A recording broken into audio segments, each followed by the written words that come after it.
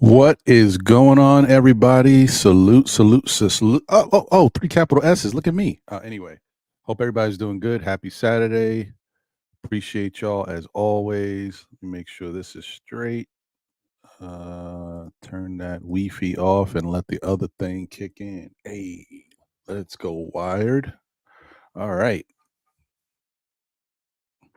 Hopefully it'll switch up.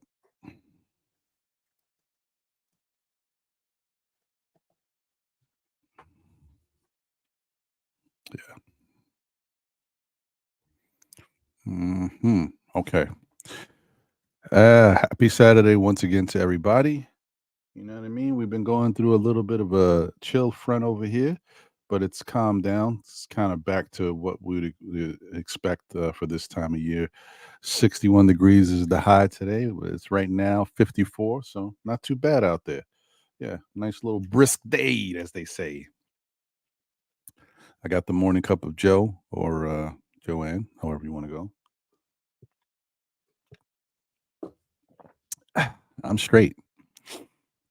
Good morning to you all. Appreciate you as always. Hope everything is going good. Let's see. Let me see here. Make sure the stream is straight. Yep, sounds good. Okay. All right. So, guys, I hope you guys are all doing well. Shout out to those in the chat as they stream in. You know, once again on this Saturday morning / afternoon. Salute to Walter Blackman. Appreciate you. Hope you're doing good, Walter, as always. My guy Mega in the building. What's good, brother? Hope you're doing well. Margaret Edwards is here. Salute. She said, when the light is bright, Julius is once again missing in action. You ain't lying. I can't defend that.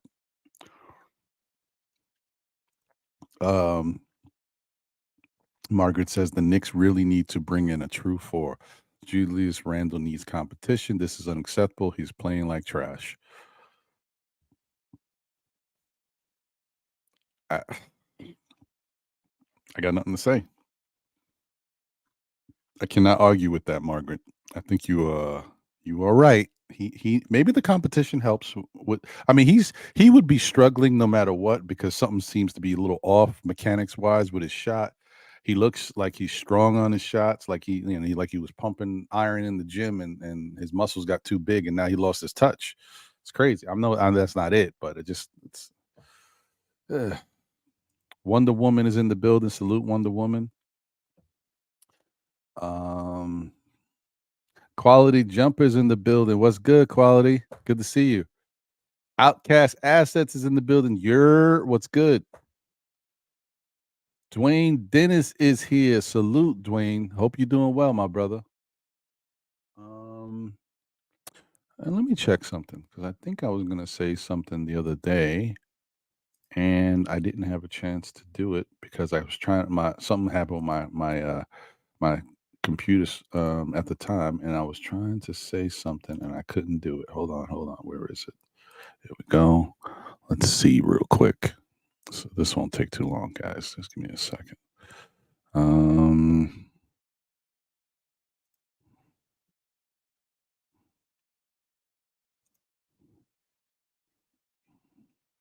Okay. Yeah, so on Monday's show, SKF Weekly, I shouted out, or at least I wanted to shout out the members of the show. And by all means, guys, if you want to join, feel free to join. I think it's only $1.99. I should say only. Money's money. You know what I mean? But like, if you want to join, by all means, you can. Yeah, I wanted to salute Vaughn Allen once again. Appreciate you, Vaughn, as always. Nev the Disruptor. Thank you, Nev. Vernon B. Harrigan. Appreciate you, Vernon. And Deron Wayne. Appreciate you, Deron. Those are current members of SKF. And I thank you for your patronage, man. Appreciate it. It helps the show. And like I said, I know it's $1.99, but you know what? Every little bit helps, and I appreciate it. So thank you. So if anybody was ever curious about that, on different channels, you have the thing where you could comment, subscribe, like all that good stuff, but you could also there's a button that says join. That's what happens when you join my show. Everybody's different. Everybody has different price brackets, like $1.99, $4.99, and $9.99. I believe I eliminated the $4.99 and the $9.99. Um, it is a monthly thing, so it's $1.99 a month if you want to do it. But I just felt like, you know what I mean. If people want to join and subscribe, I don't care to take a lot of money out your pocket each month. My whole thing is like if a lot of more people subscribe, then it'll mean something more to the channel. But yeah, $1.99 is fine with me. So anyway, all right. So that's that. Let me see here. Jorge Calderon is in the building. Salute, Jorge. Appreciate you. Thank you for joining. Joining the show and being in the chat. Appreciate you. Oh, look at that face. Look at the little one. Oh man. Nice. Okay. All right, guys. We got a lot of stuff to talk about today. These Knicks, man. These Knicks are a heart attack for us as fans. They put us through it all. There's no it's no easy days when it comes to being a Knicks fan. It's just you have to go through every bit of heartache. Last night was just another one of those games where the Knicks, it's like put us in an emotional blender. Um, so let's do this. Let me just get this out the way early. I'll put the invite out there just in case as people come join the show. By all means, they are welcome. Oh, let me do this too. Sorry. Let me put that invite out there first. We'll hit the intro and then we'll come back and start chopping it up. But what I didn't do last week, and I will do this week, because the one week I don't do it, the haters come in, they start want to talk their mess and their nonsense. Nope, not gonna happen, haters.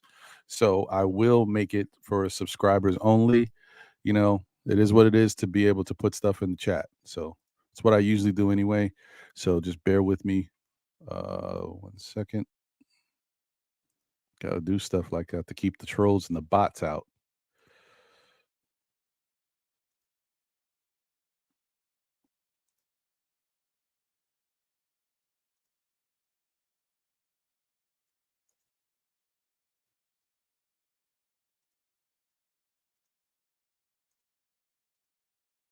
Okay, done.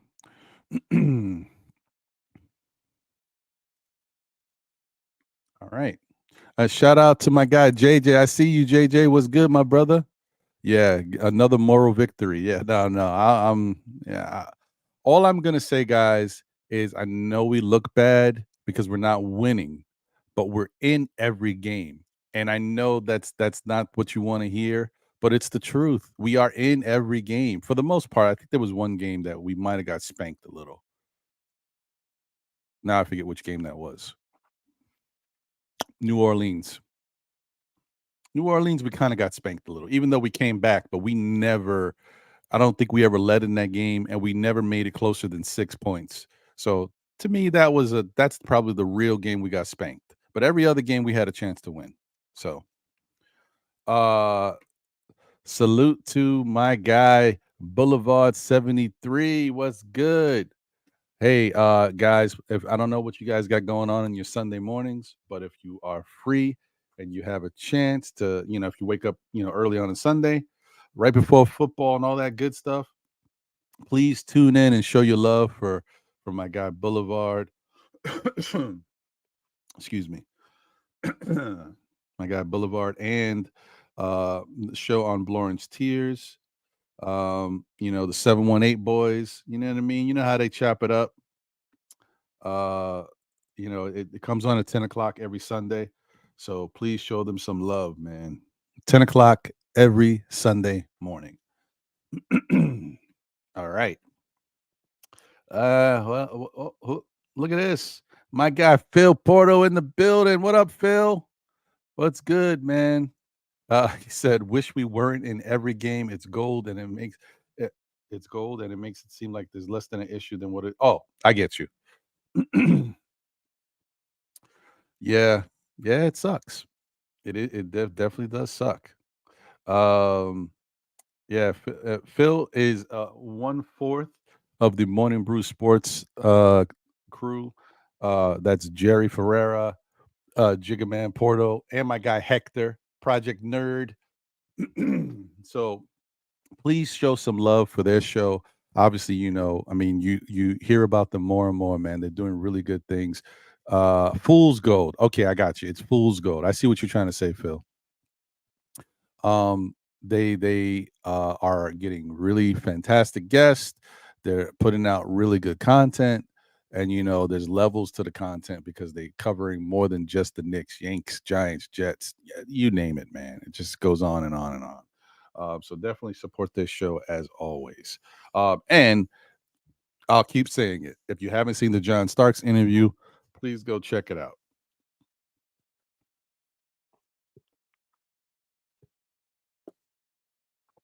All right. Yep. Let's hit the intro. We'll come back and chop it up. And before I hit the intro, I just want to say this, guys. It's really frustrating. I feel like I'm on my soapbox now. This is 2 weeks in a row. It's really frustrating to be a content creator and try to provide different content for you guys and feel limited. Like I feel like my hands are tied.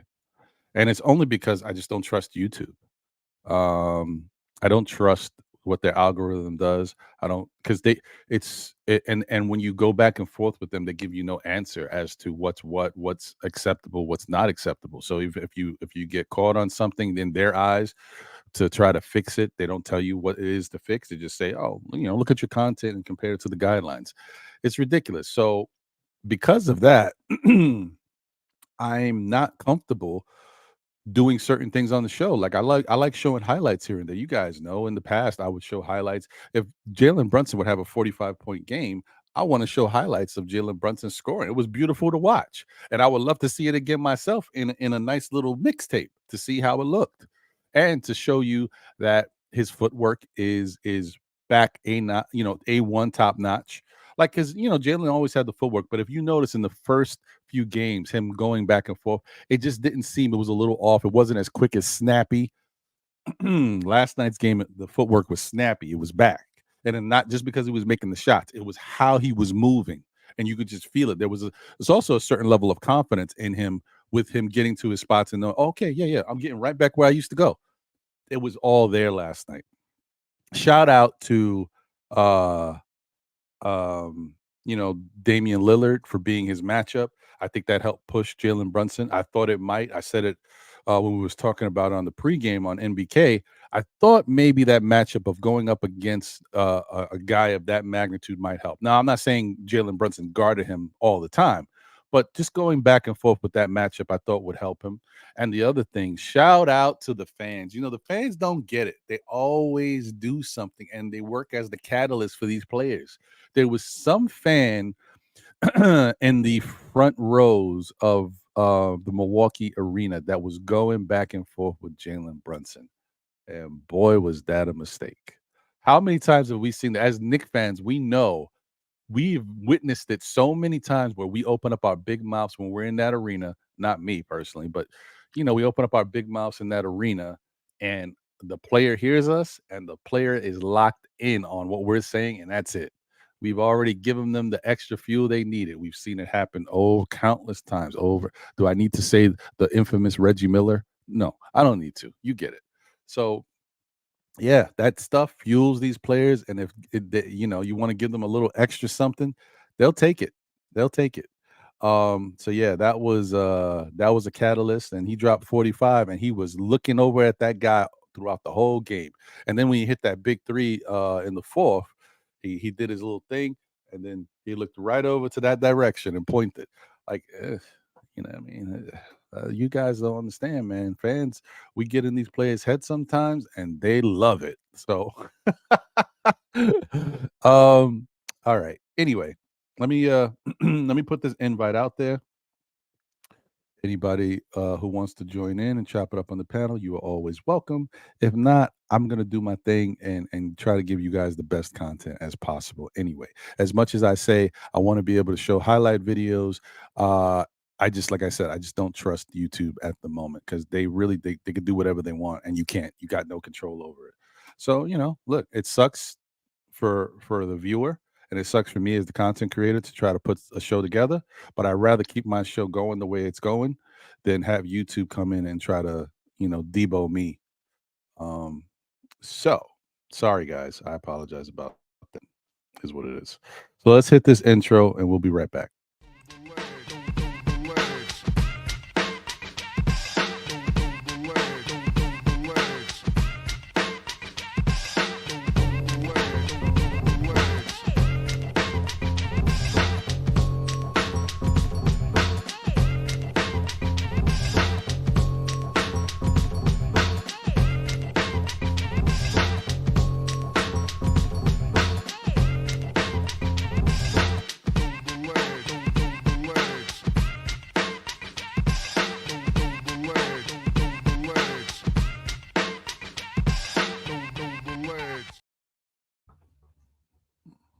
Oh, my fault. Always catch me. It's not good. Not good. Anyway, we are back, baby. Let's see. Margaret Edwards says lights is bright. Julius Randle MIA. JJ says a loss is a loss. That's a fact.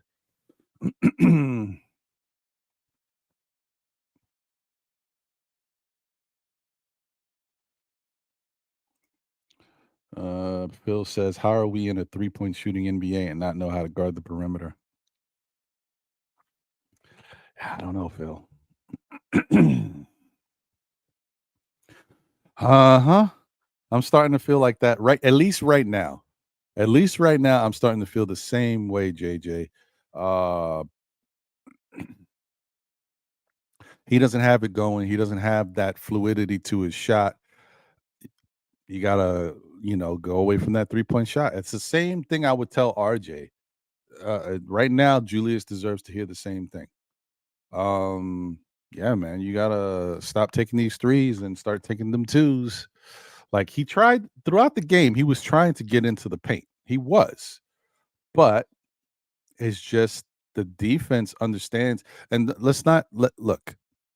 I have said that Milwaukee is not the same defensive team, but Milwaukee is still a good defensive team. Let's not make, there's a lot of bad defensive teams out there. Milwaukee's not a bad defensive team. They're just not as good as they were without, not having Drew Holiday. They're still a very good defensive team. And they know where Julius likes to be on the court. They know where a lot of players like to be on the court, and they just getting there faster than Julius is and trying to make it difficult for him.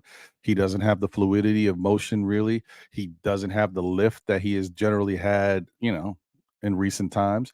And his shot mechanics seem off. He just doesn't have the touch. All we can do is hope for more reps in the gym, my friend. More reps, get a full practice under their belt, start to feel comfortable again, because there's a lot going on in that game. So because I can't show video and highlights and stuff, I'm gonna do it the other way. I'm gonna share screen and pull up the box score and stuff from the game last night. We'll talk about it and I'll break it down that way. But let me say what's up to a couple more people in the chat real quick. Bricks Nation, appreciate you. Hope you're doing well. He said our offense isn't watchable. Yeah, it's looking bad right now. It is looking rough. I ain't gonna lie, it's looking rough.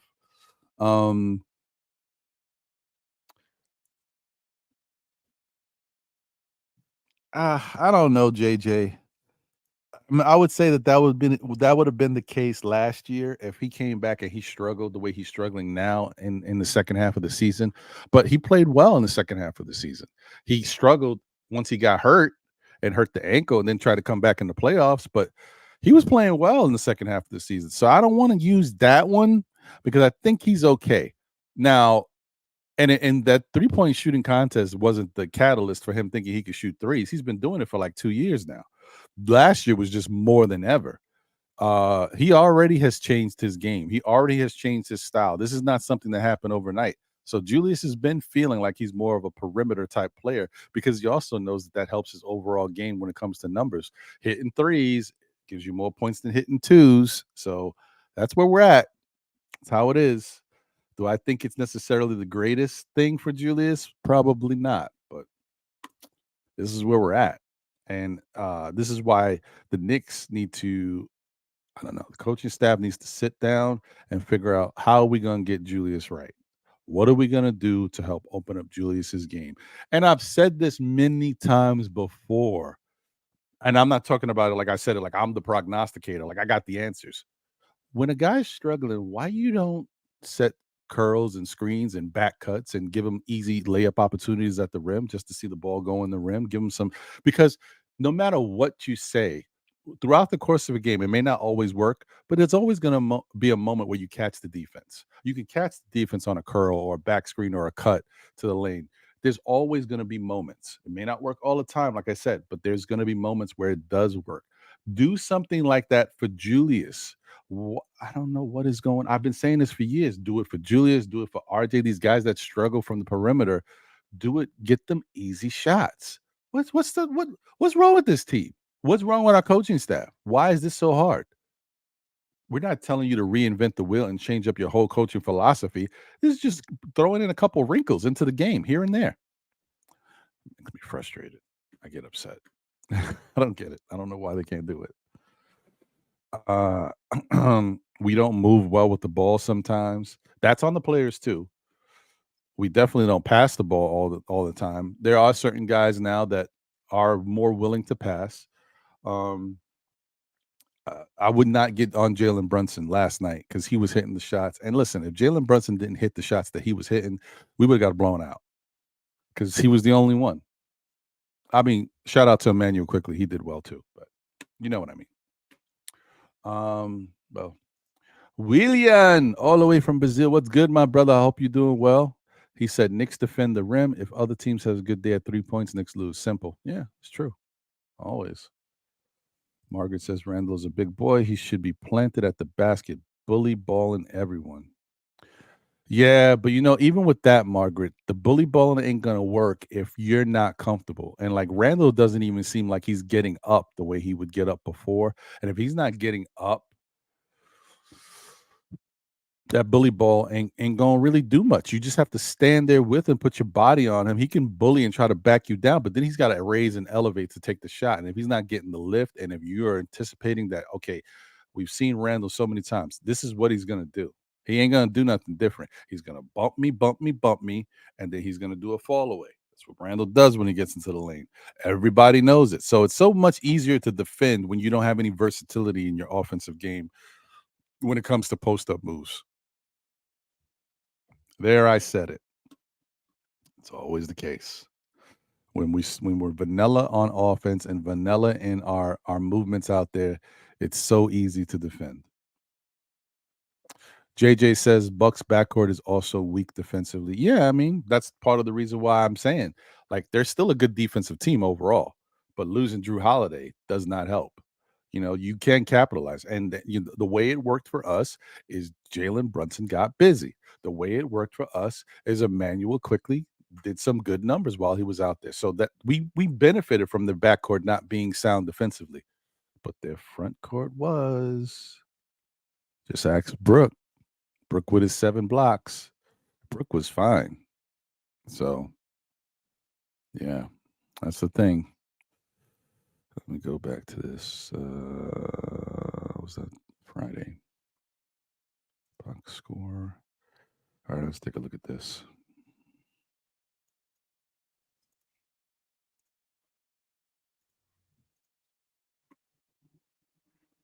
Blow that up a little bit. Okay.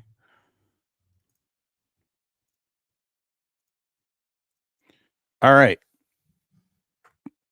So here's the Knick box score, guys. Oh boy. Another tough one. Another tough one. So, obviously, if you didn't have a chance to watch the game, the Knicks lost to Milwaukee 110 to 105. It really was a close game down the stretch. It was going back and forth. But the one time that I say, do we ever have to really worry about these two guys together? They played pretty well together for the most part last night. It was slow moving. It didn't happen early. Like, it just took its time. But at the end of the game, when you look at the numbers, it turned out in their favor. Giannis Antetokounmpo finished with 22 points, 8 rebounds, 6 assists, 1 block. He was 6 of 10, 60% from the field, 3 of 3 from 3. This is Giannis. And he even got fouled on a 3-point attempt. What is happening here? I don't know what to say, man. I don't know what's going on. He was 7 of 13 from the line for 53%. They got complimentary games from Middleton, 12 points. This is about what I think Middleton is these days. He's not, 12 and 9 and 4 is not bad for a complimentary player.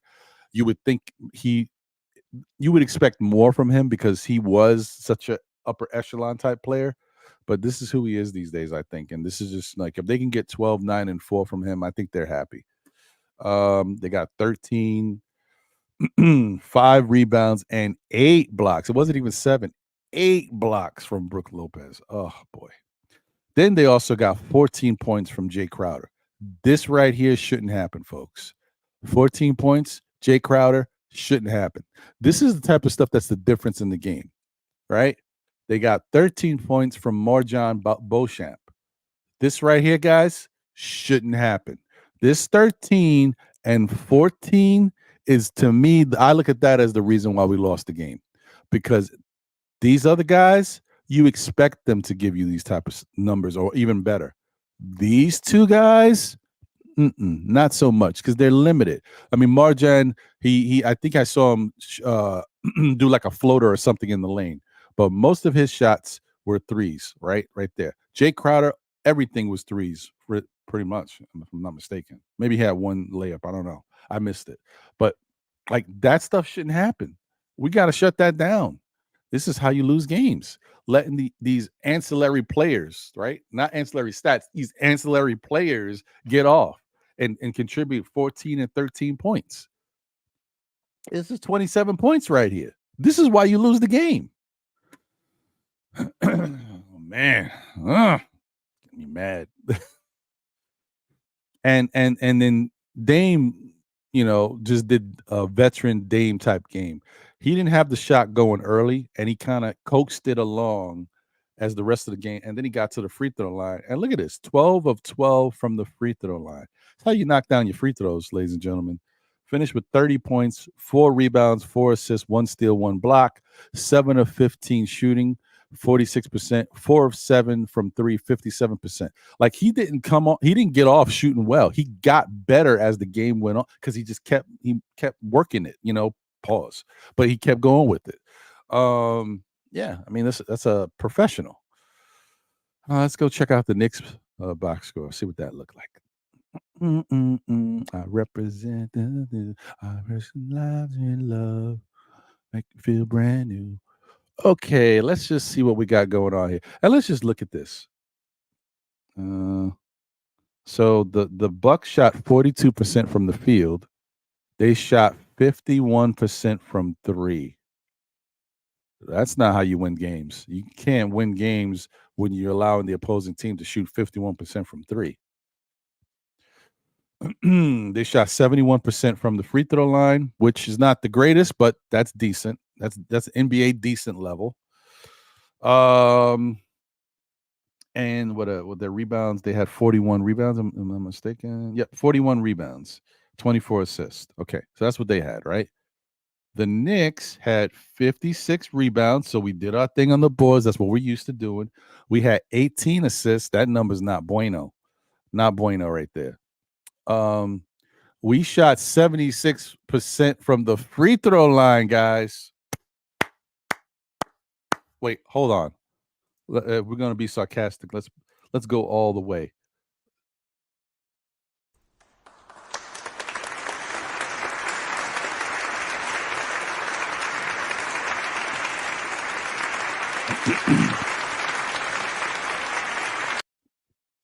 Shout out to the Knicks for shooting 76% from the free throw line. It's about time.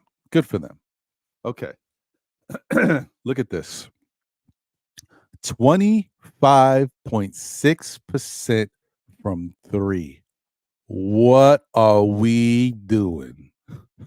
10 for 39. Look at this field goal percentage, 39.6.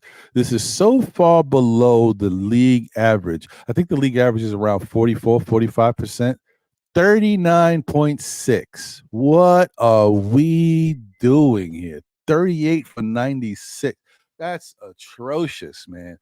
Once again, and I know, guys, you guys don't like the moral victories. You don't like the, oh, well, a loss is a loss. I hear you. But look at this. 25% from three, 39% from the field, and we had a chance to win this game. I'm going to tell you something right now. I know you don't want to hear it because this is not what today's show is about. Y'all pissed off already. But if the Knicks can get their stuff together, we should go off on a hell of a run because we are in every game and have a chance to win when we're not playing good. I'm sorry. I just had to throw that out there. We'll get back into our regularly scheduled program. So, box score. A box score named Desire. Here we go. I know people are upset with Josh Hart. Josh Hart is not shooting well. He has not been shooting well since he got here. Like that first month of the season with the Knicks, he was shooting okay. Not too bad. Add in a little bit. Second month, it was starting a little bit. We got to the playoffs. He couldn't shoot as much anymore. Now this season, he can't shoot at all. I don't know what happened to Josh Hart's shot. It is what it is. What I do like, and this is why I keep telling you, when we brought Josh Hart over here, guys, because I see a lot of Knicks fans are starting to turn on Josh Hart. I don't think you should be doing that. I think you are just getting a little too caught up and looking for someone to blame because nothing is really going the way we expected it. Guys are struggling. Josh Hart is he's not the cause and he's not the answer. Could he help? Yes. But I've realized, I've come to the realization that Josh Hart is not the player he was before as far as offensively. I've witnessed Josh Hart go nut, pause, put up 25 points, put up 30 points. I think he even had a 40-point game, maybe even a 50-point game. Definitely a 40-point game. I've seen that. So I know it can happen in the past. He's not that same guy anymore. So I have to understand. I mean, I thought that he still had that. That's not him. So, okay, I've moved on. But what is Josh Hart? This is the part of the reason we got to remember, guys. When we brought Josh Hart over here, he gave us a little bit of a rough ruggedness that we were missing. Okay, Jalen Brunson has that mentality, but he's not the defensive player that can execute that rough ruggedness. Josh Hart can.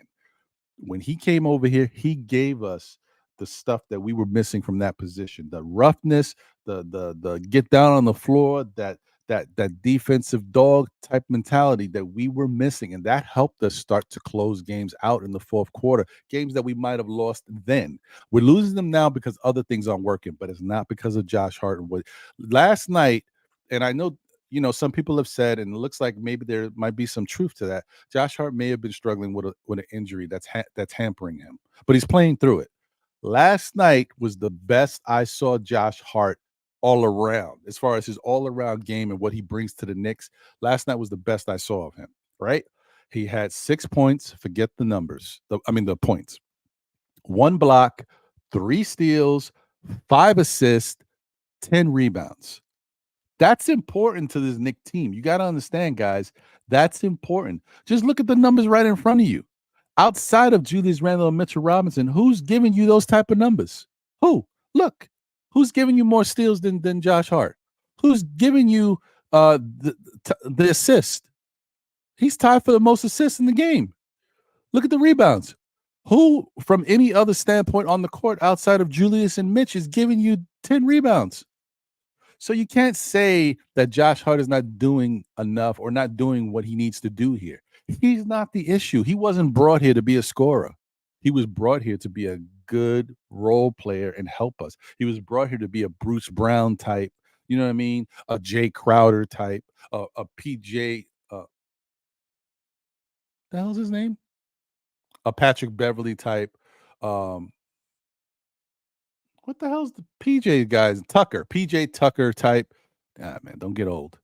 Yeah, he was brought here to be that type of player, and that's what he is. He hasn't been healthy, maybe, and so he struggled a little bit. But last night was the most Josh Hart looking like Josh Hart since we've got him since we had him last year. This was the first time that I saw Josh Hart look like Josh Hart in a while.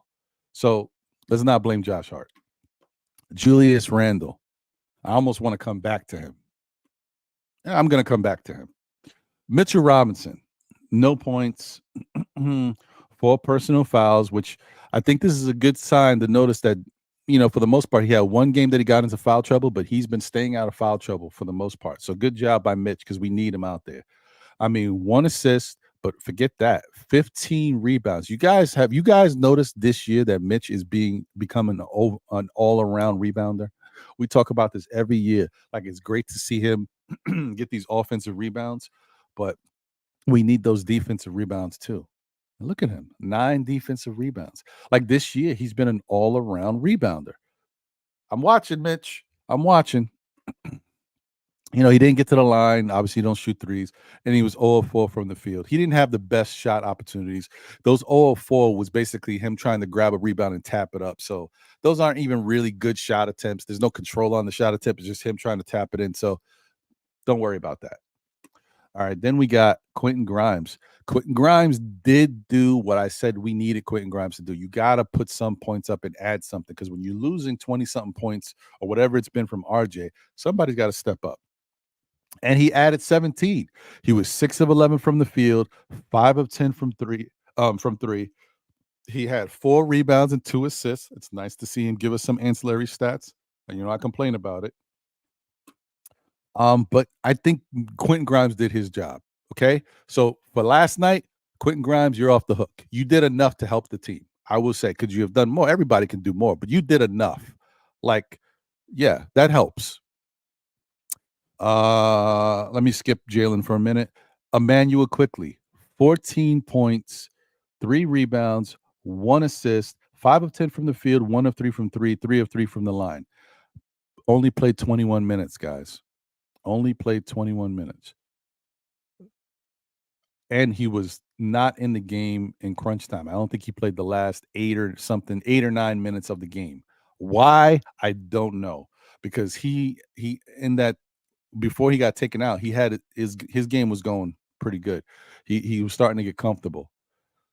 I don't know why Tibbs went with that rotation that he went with. It is what it is, guys. I don't know. I can't answer it. Hartenstein had 4 points, 3 rebounds, 2 of 3 from the field, but pretty quiet offensively. And he played 18 minutes, but he wasn't able to do a lot in this game. This just wasn't his game.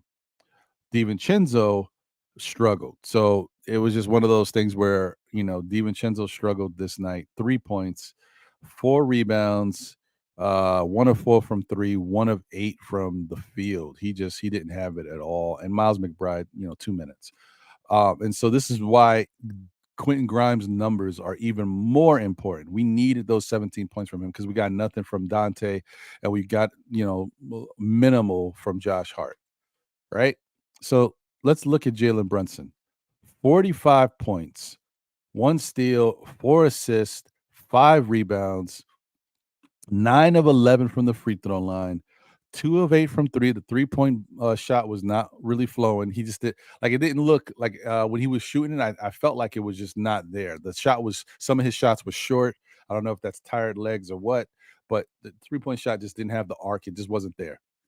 But he was 17 of 30 from the field, 56%, which is a really good number. 30 shots is a lot of shots, but guess what? We needed every one of them damn shot attempts from Jalen Brunson because we had no answers. Julius Randle, 16 points, 2 steals, 5 assists, 12 rebounds. Now, in a different stat line, this is not bad. 16, 12, 5, and 2. For, I don't know, Quentin Grimes, that would be incredible. But Julius Randle, not so much. 5 of 9 from the free throw line, 55%. It's not great, but okay. 1 of 9 from 3, 11% from 3. 5 of 20 from the field for 25%.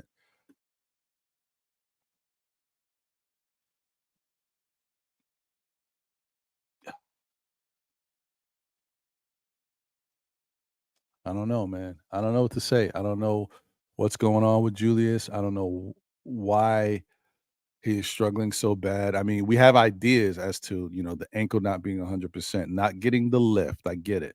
But it's not just that. It's his mannerisms, it's his decision making out there. It's like old Julius Randle's decision making. Not what you want to see. He's improved so much over the years. And dare I say it, it's a bad attitude. Yes. Yes, guys. I've been trying to hold off on saying that about Julius, but the mannerisms are starting to come back. And it's weird because it's the mannerisms without the explosive outburst. Like he's still controlled and subdued, but the other stuff is starting to show up. I don't know. I don't know what to say. I don't know what to say about it. It's wild. Let me get this off the screen. Hold on. Let me check the game charts real quick. Is that what I want? No, no, no. I don't want the game charts. I want the summary. Shoot. What am I looking for? Sorry, guys. What am I looking for? Where's that? I don't know. Maybe it is game charts. Am I bugging? Oh yeah, there it is. Sorry, it is game charts. My apologies, folks. All right. So once again, just looking at the numbers real quick. All right, we lost 110, 105. But yes, but it is 56. 56 rebounds is great. Once again, the rebounding incredible. But look at that. Look at 24 to 18 and assists. Steals, we were tied. Look at the block disparity, 10 to 1. I mean, at some point, it felt like Brook Lopez was just standing there and swatting, like he was swatting flies.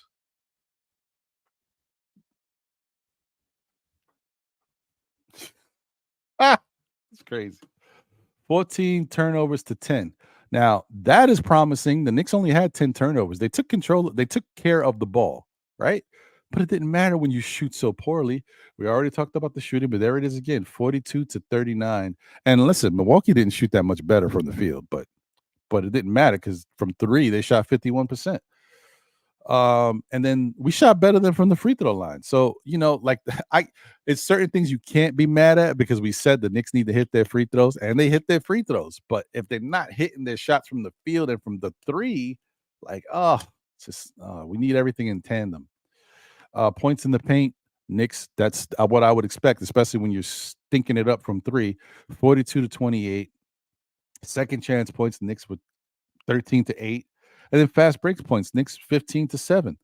This is all microcosms of different things the Knicks did and that kept them in the game, but not enough to win the game. All right, let's stop sharing this. I'm done. It stinks. It's bad. I'm sorry. Sorry, guys. You don't need to see that. I don't need to see it either. Let's move on. It's bad stuff. Oh man. Jeez. But let's get back into Julius Randle for a bit, shall we? And let me just read a couple things from the chat. Say what's up to you guys. And I see I got a super chat. Let me do that. First off, Boulevard 73, thank you for the super chat. I appreciate you, my brother. He says, support MBK, Blorange Tears for love of the game, dope soul, still Knick fans, etc. We are one. Facts, 100%, my brother. I appreciate you.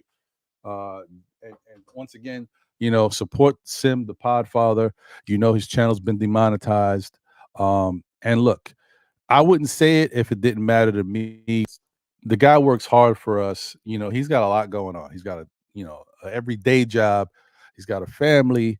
He coaches a basketball team. He does, they travel. He's got so much going on with that. Yet he still finds ways to do pre-game, post-game shows, shoot arounds when he can, make Knick events, to have people come out and get together.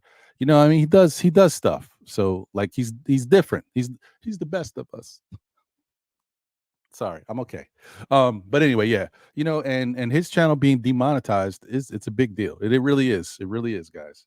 So anything you can do to help him, his Cash App, $ nothing but Knicks. I think that's what it is. I don't know, but you can go find it on his page or whatever. I think it's $ nothing but Knicks. But yeah, man, if you can contribute and show him some love while he goes through this period, and then it's the holidays too. And like I said, yeah, a lot of us in the content creation world know, like when when it comes to monetization, sometimes it doesn't matter, but for him, it actually matters. He's been doing it for a while, and money, was coming in. So that's all I'm saying. So it makes a difference going into the holidays, and to have that happen now stinks. And he can't really get back even approved until January, and that's if they approve him. So we'll see. So yeah, show him some love, guys. And for me, like I said, I just want you guys, if you can become members of my show, just hit the join button. It's $1.99 a month. I appreciate it. It shows it, if you can do it. I ain't trying to break nobody's pocket. That's why I got rid of those other tiers. Let's see. All right. Mega, my guy, Bricks Nation. I said, what's up? All right, Travel Vibes is in the building. Travel Vibes, appreciate you, my brother. Hope you're doing well. Ken is in the building. He said, Randle, and salute to you, Ken. He said, Randle is 250 pounds. Why is he shooting threes? That's what guys lean on that stuff, man. When they can't do nothing else and nothing's going right and they're not getting to their spots on the court, that's it. It's the easiest thing to do is to jack a three. So I don't know. I don't agree with it. Worldwide L is in the building. Salute. What's good, my brother? I appreciate you. I hope you're doing well. Hope everything's good with you and yours. Shout out to Hard Will as well. And For the Love of the Game show. That's right. The number 4, OUR, Love of the Game. Show them some love, man. And also, shoot. My memory's bad. Don't blame me, guys. It's not my fault. They're female co-hosts as well. Golly, my memory stinks. I'm sorry. I'm just not as familiar yet. Once I'm used to her on the show more, the name will be right there. If you guys know, put it in the chat so I can say it and show her love too. Yo, isn't that crazy, L? He said, let me find out the Knicks can't win without RJ. That is nuts. Can you imagine how full circle this conversation is? RJ must be sitting back home trying to get right. Like, look at this. Look at how they were killing me. Look at them now. RJ. Spartan. Okay. I'm a little dramatic today. I don't know what's going on. It must be something in this coffee. Ice Mike in the building. What's good, Ice Mike? He says, sorry, but the Knicks are trash. Randle is a 6-man on a championship team. He's our second option. What a joke. Well, I got to tell you, Ice Mike, I'm sorry you feel that way. I hate to be the guy who tells you this because I've seen it so many times. When the ship changes, when the light flashes on, I want you to remember these words because this is a Tom Thibodeau team. And as much as you guys like to hate Tom Thibodeau, I have my moments too. He will turn this team around. The Knicks will get on a winning streak and they will go because I've already shown you the proof is in the pudding. Except for the New Orleans game, every game that we have played so far, we've had a chance to win, and we haven't been playing good. Just think about. Look, it's not a like glass half empty, glass half full. Oh, moral victory. It's not. It just is what it is. It's like me being in school and taking a test, and I get a 79, and I'm like, I didn't even study for that test. I was just checking answers. I don't know. I mean, I saw something that looked right. That's a 79 right there. Now, what if I would have studied and applied myself? Don't you think it would have been better? It could have been. There's the high chance it would have been. Maybe not that much better, but it could have been better, right? Knicks aren't even shooting well from the field. They're not shooting well from three. They're giving up a lot of open three-point looks to the defense, right? Up until last night, they shot terribly from the free throw line. They averaged around 69%. I think it was 68 or 69%. Tony Crow, shout out to you, which was second to last in the NBA from the free throw line, guys, right? They don't have RJ Barrett right now. Guys are still trying to find themselves. Julius Randle hasn't played good offensively all year, and we still have a chance to win these games. You telling me that if the Knicks get right, that I can't see them going off on a run and that they can't turn this around? Of course I see that. I've seen it already. The Knicks do this type of stuff. So, and I'm not ready to say that it's over. It's still the beginning of the season. We're in the second week. It's an 82 game season, guys. It's a lot of basketball left to be played. That's all I'm saying. So don't stress. Don't stress. Right now we can be upset, but don't stress. There's some time and they're gonna get right. They're gonna get right. Jermaine Sims. Shout out to you. Appreciate you. He said this was not the year to let go of Obi because we need a spark and Randle needs a breather.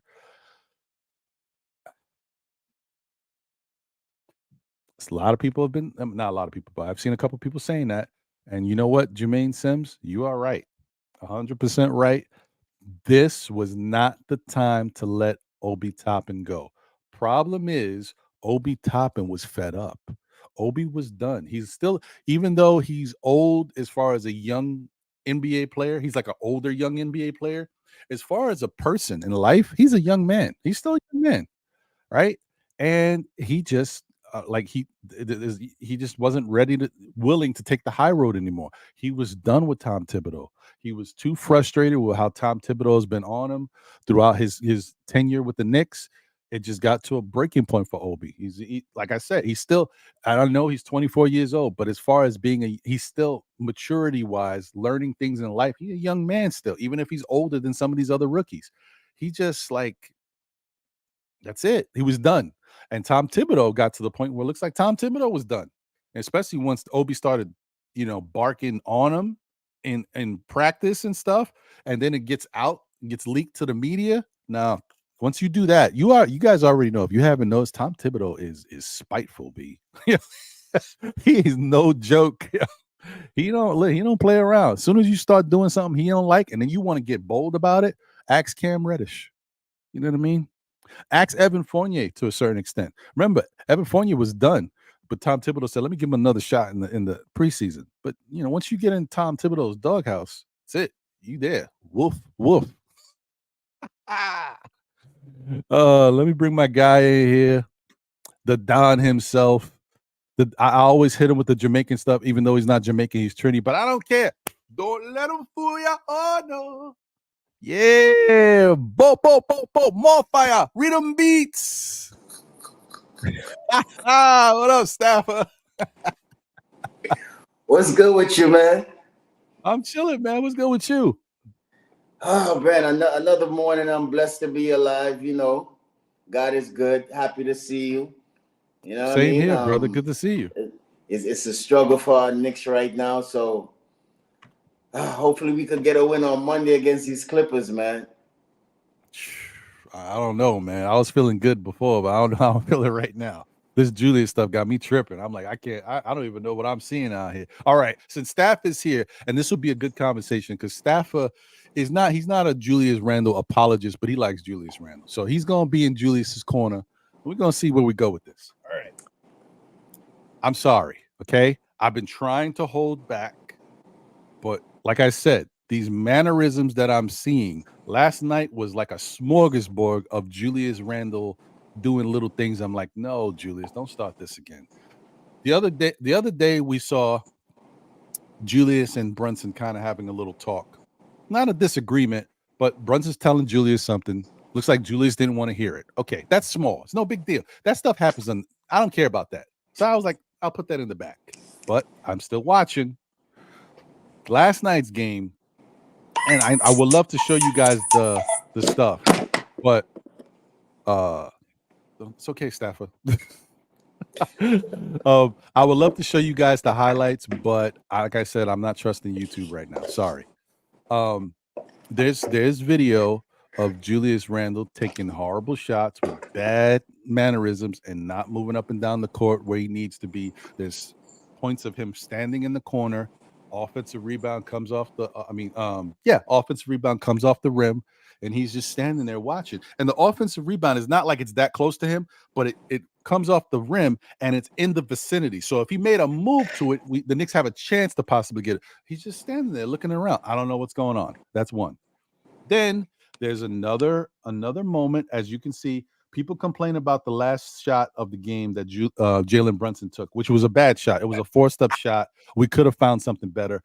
I'm not blaming Jalen on that altogether because this is coaching. Like, what are you getting paid for, Tom Thibodeau, and your 9 offensive and defensive coaches you got behind you? What are we doing? We can't draw up a play rather than have Jalen Brunson go ISO one-on-one against the bigs. We got to do better. But Jalen Brunson took a bad shot. But you can see this video showing the shot goes up.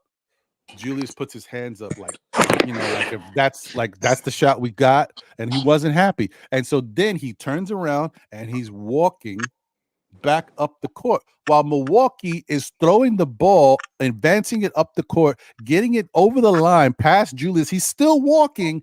They get it to the guy, and then the Knicks foul. I think it's the Knicks foul Damian Lillard on the play. I think that was the play. But mind you, Milwaukee was up 1. It was 104-103 when this is happening. It was 45 seconds left in the game. The game wasn't over, and Julius is just walking like the game's over because he didn't get the shot. That was that's the most upsetting thing I've seen so far this year from Julius. That's not a good look. What do you think about that, Stafford? Because I can't defend that one. You know what? I'm going to do it. I don't care. Let me see if I can find the video because this is pissing me off. Nah, listen.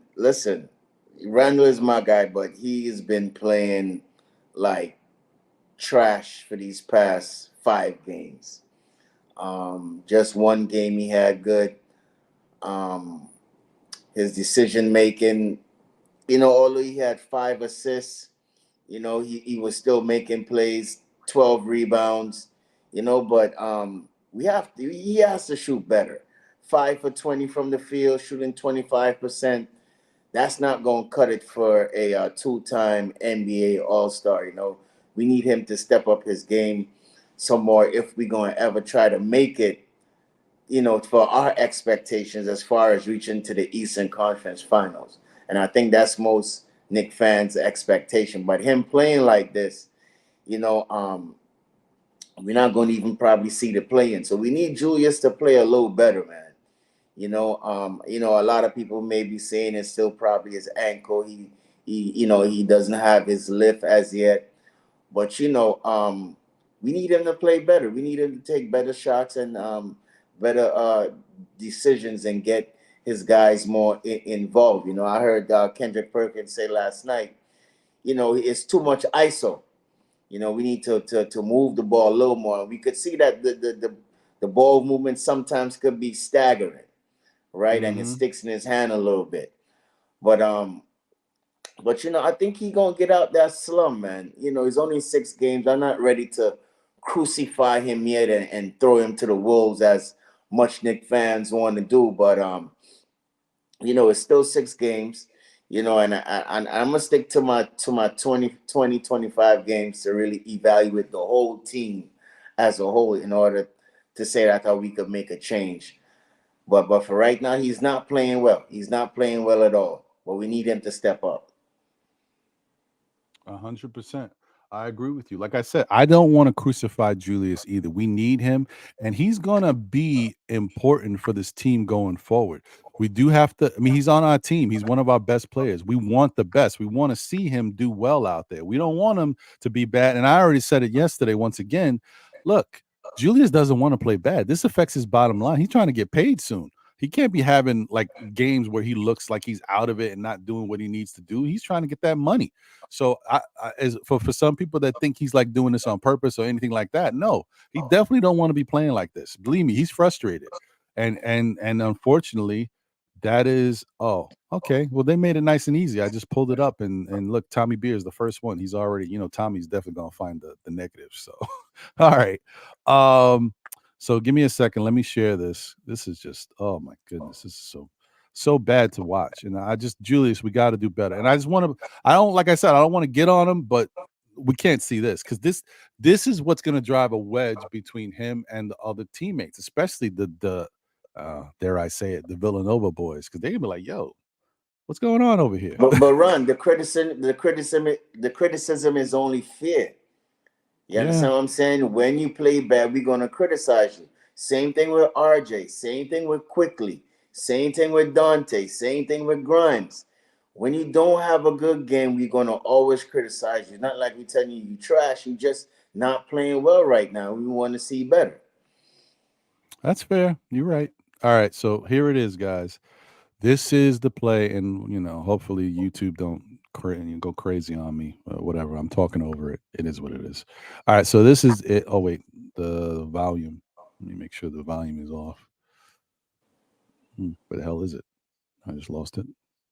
What? Oh, it's okay. I got two Twitters open. That's why. I'm sorry. X. Okay, here we go. That's the time. That's it. That's it. I can't get up out of here. Yeah, I'm like, I don't know. I don't know what the hell's going on here, folks. I don't know what's happening. We can't do that. Julius got to keep your head in the game, man. I know things are frustrating, but don't give up. Craig, what you want me to defend? You seen it right there. I can't defend that. What you want me to defend? I don't know, bro. Last ago, walking down the court, not seem engaged. The game wasn't done. I mean, what you want me to say for that, Craig? It's a tough it's rough. one. It's rough. It's a tough one. It's rough. Yeah, it's a tough one. I ain't gonna lie. Let me shout out the chat real quick, and we'll get back into it. Okay.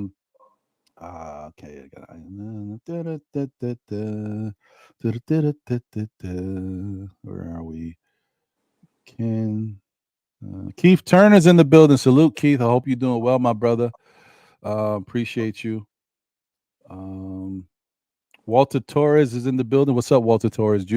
He said Knicks are not playing team basketball. Too much ISO. Everyone has to touch the ball and look for the open man. Of course. Facts. 100%. Parrish Doug is in the building. What up, Parrish? Good to see you, my brother.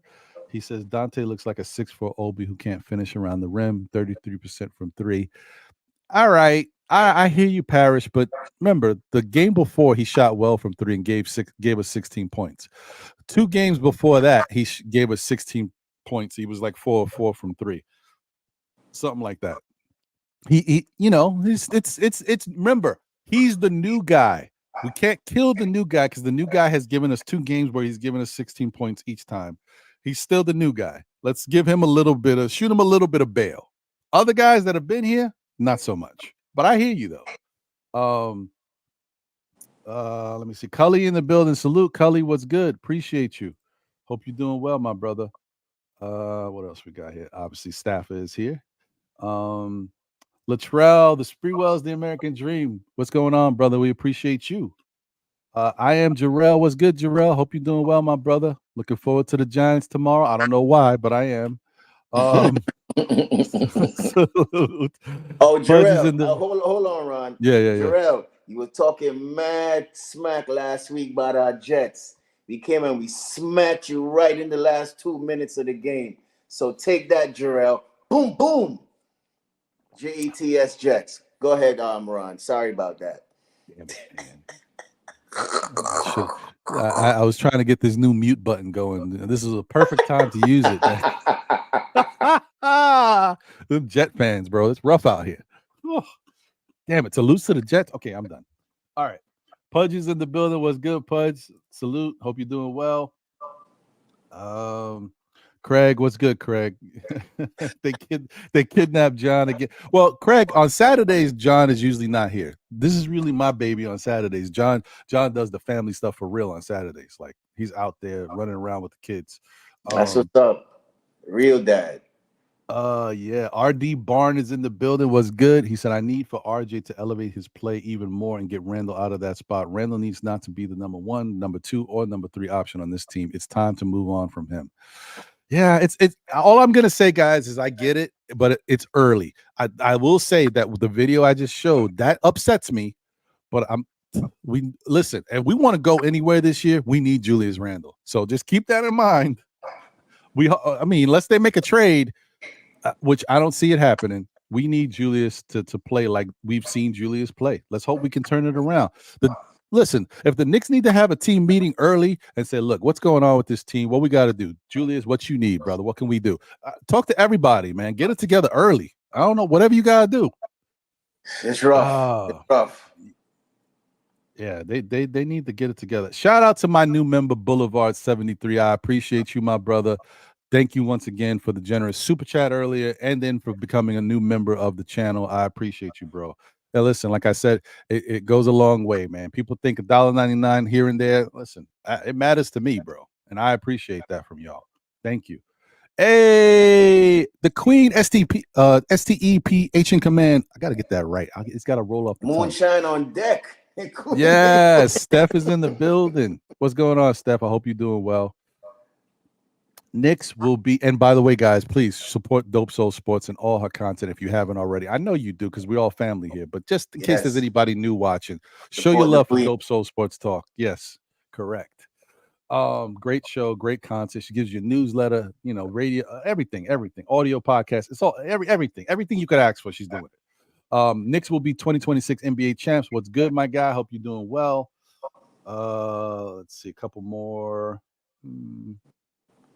Lion of Judah, respect.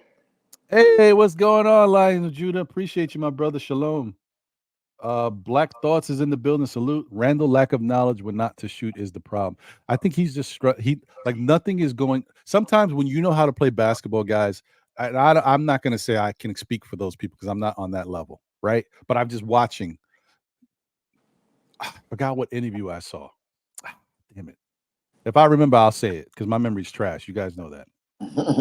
But the basketball player was saying, like, sometimes you can be the smartest guy out there in the court, but when things aren't going right, nothing goes right. And Julius is in that realm right now. He is so lost out there, and I just need him to keep it together. Stay with your team, okay? Because it's one thing if we was getting blown out by 20. Not that I'm saying that's cool, but I could understand Julius just being so frustrated. We were down 1 with 45 seconds as the ball's moving up the court. Come on, man. Don't do that. Don't do that. Jersey Shore's in the building. Salute. What's good? D Coolis 718 is here. What's good, D Coolis? My guy, Jigga Man Porto is in the building. Another part of the Morning Brew Sports crew. Good to see you, Jigga. Appreciate you, my brother. Salute to those guys over there, man. Hector, all those guys over there. Respect, Hector, man. Phil, Jigga, their new addition, Jerry Ferreira, my guy Proctor in the building. Man, I got to talk to him. I got to ask him about Proctor. But anyway, yeah, if you Power fans, OG Power fans know what I'm talking about. Corey Lee, one half of the 718 boys in the building. Salute. Once again, guys, show your love for Corey Lee and for Boulevard. Support their show tomorrow, 10 a.m. on Sundays on the Blorange Tears Network. 718 boys. Yes. Oh, my God. What is this? No, that's bad. Get it out of here. No. Jigga, I know you didn't say anything, so I would have put it up. If you said something, Jigga, I would have put it up. But I know since you didn't say anything, there was no need to put that comment up. Sorry, Jigga. Oh, my God. Okay, let's see what we got going on here. Anybody else that I missed? Lion of Judah, my brother Shalom. Hey, Sherwin in the building. Salute, brother. Hope you're doing well. Okay, sure. Win. All right. Okay. I think I caught up with everybody. Okay, cool. So, yeah, man. It is what it is. All right. Hopefully Julius can right the ship. But once again, like I'm saying, Jay from PR, what's good? Appreciate you. We need Julius in order to go far in this league this season. Okay. He's here. He's a Knick. Let's get Julius right. I think I'm not gonna get too crazy into this, but I'm also gonna say, look, we already know Julius has been struggling with some stuff. Okay. He's right now. It seems like for the most part, he's got that stuff under control. But let's not forget, a person who struggles with things, when things aren't going right, it kind of taps you into the negative side of you, right? So maybe somebody in the Knicks needs to talk to Julius, like, listen, what can we do to make it easier for you? Like I said, if they got to have a team meeting, whatever it is, let's just get Julius back where he was before it starts to turn into something we don't want to see. Because when a guy who has been as good as Julius has been the past 2 out of 3 years, especially, when he starts to struggle and nothing's going right, and he knows RJ's not there, so it really depends on him and Jalen, and he's not doing his part, and he thinks he's one of the faces of this team.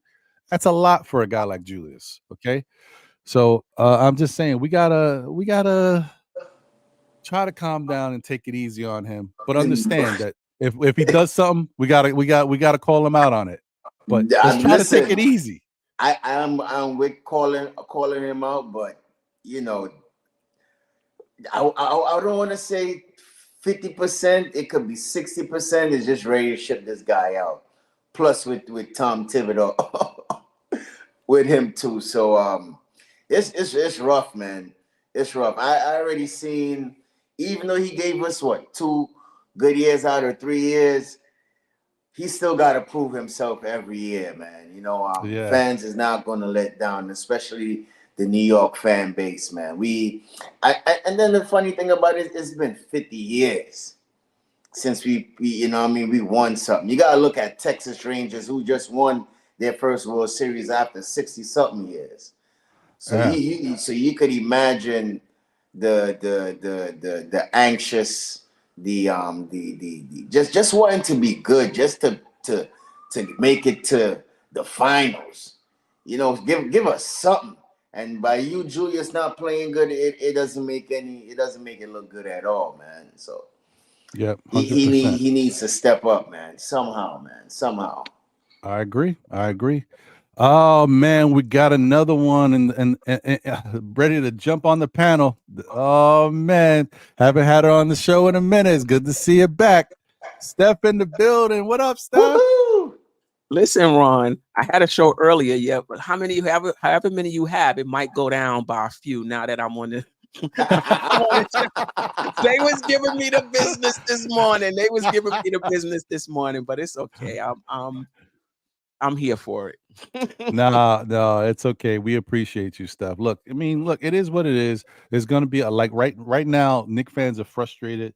It's a new year. There's a lot of expectations to start the season off, and when you see your team is not playing well, it's frustrating. It makes you upset, especially when you have high expectations after what you saw last season. You're thinking, okay, this season's going to be at least as good, if not better. I get it. And then we got this new in-season tournament that I still don't know what the hell it is. And we play our first game, we lose our first game. I don't know what the elimination goes with that. Like, is it just best records? I don't even know how this works, but we're gonna figure it out. We're gonna figure it out. It's frustrating. And I said this when the Giants, we had all this energy around the Giants. And then I said, I hope this don't happen to my Knicks, because I feel the same energy around the Knicks. I really hope this doesn't happen. And now we 2-4. But the good thing about it is an 82 game season. So exactly. That's all we can hope for. I mean, like there's a lot of time left. There's a lot of time. I know it's not great because there are certain teams that have got off to good starts, but that's how it always is. Like, we just gotta hope that we find our way. Look at Memphis, 0-6.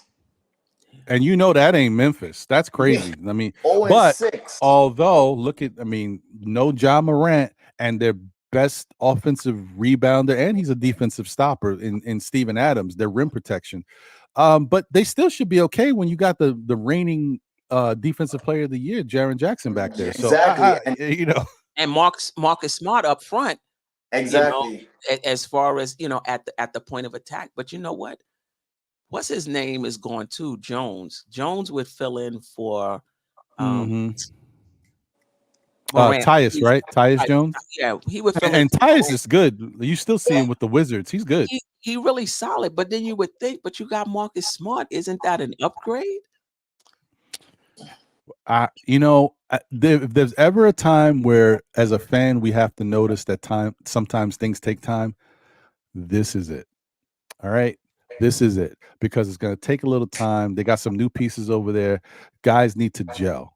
All right. You got also that fact that they're a young team for the most part, and they're used to like Steven Adams being this person for them. They're used to Ja being that person. They got to wrap their head around these guys ain't here. Okay. But Ron, ain't they bringing back most of the same team like how we did last year too? They should have that continuity also too. They only made 1 or 2 changes, which was Derrick Rose and Marcus Smart. And Marcus Smart. Right. So they should have that continuity also too. I wouldn't say because of Ja, because they're losing. They just not. But go ahead. You know what it is, Staffa? Ja is their best player. You know how much better guys look when your best player is taking all the attention and doing what they're doing? Like, you eat off of that. And they ain't got that guy. And their best player right now, technically offensively, is Desmond Bane. Really? I mean, no knock on Desmond Bane, but he's not used to having those keys. And that's why people shine in certain roles. And when they shine in those roles, sometimes when they get a bigger role, they'll step into it and you're like, wow, okay, he had this all along. But sometimes you get to see that, they ain't ready for that. You know, where they were was about where they should be, you know? I Yeah, gotta, it's tough. I'm sorry, go ahead. No, I'm just gonna say it's tough. Yeah. Go ahead, Steph. I wanted to weigh in on Randle Sherman. Oh yeah, go ahead. I'm all riled up from my show, supporting Randle, not supporting him for these first 6 games, but just in terms of because of these 6 games, his shot should go down to 12. He needs to, you know, whatever. Then I come in here, and now I got to flip to the other side because Sherwin is trying to tell me the only thing wrong with Randle is that he's not hitting shots. So now I got to take the other end. It's more than he's not hitting shots. His decision making is not good. And I get you, Sherwin. You're looking at assist to turnover ratio as an indicator of his decision making being good because I guess it's better. I haven't looked at that stat this season. The eye test is telling me that his decision making is not good. His processing speed, which was much better last year, seems to have regressed this year. But beside all of that, have you looked at his? Now, I'm gonna preface it by saying this: I'm not a body language person. I don't care what your body language look like, but you need to get back on defense. You need to be engaged in the game. Like, I don't care if you don't want to pick a player up, you don't want to pick a player up. Oh, look at his body language. You know, I'm not in the body. I don't care about that. But we got a 1-point lead, like the clip Ron showed, and you didn't get a shot, or maybe it was a bad shot by Brunson. It was. But maybe it was a heat check. He had 44. You know, maybe it was a heat check, but it was a bad shot. You don't get the ball, so you throw your hands up, and now you're gonna roll back on defense. Everybody knows you got to be.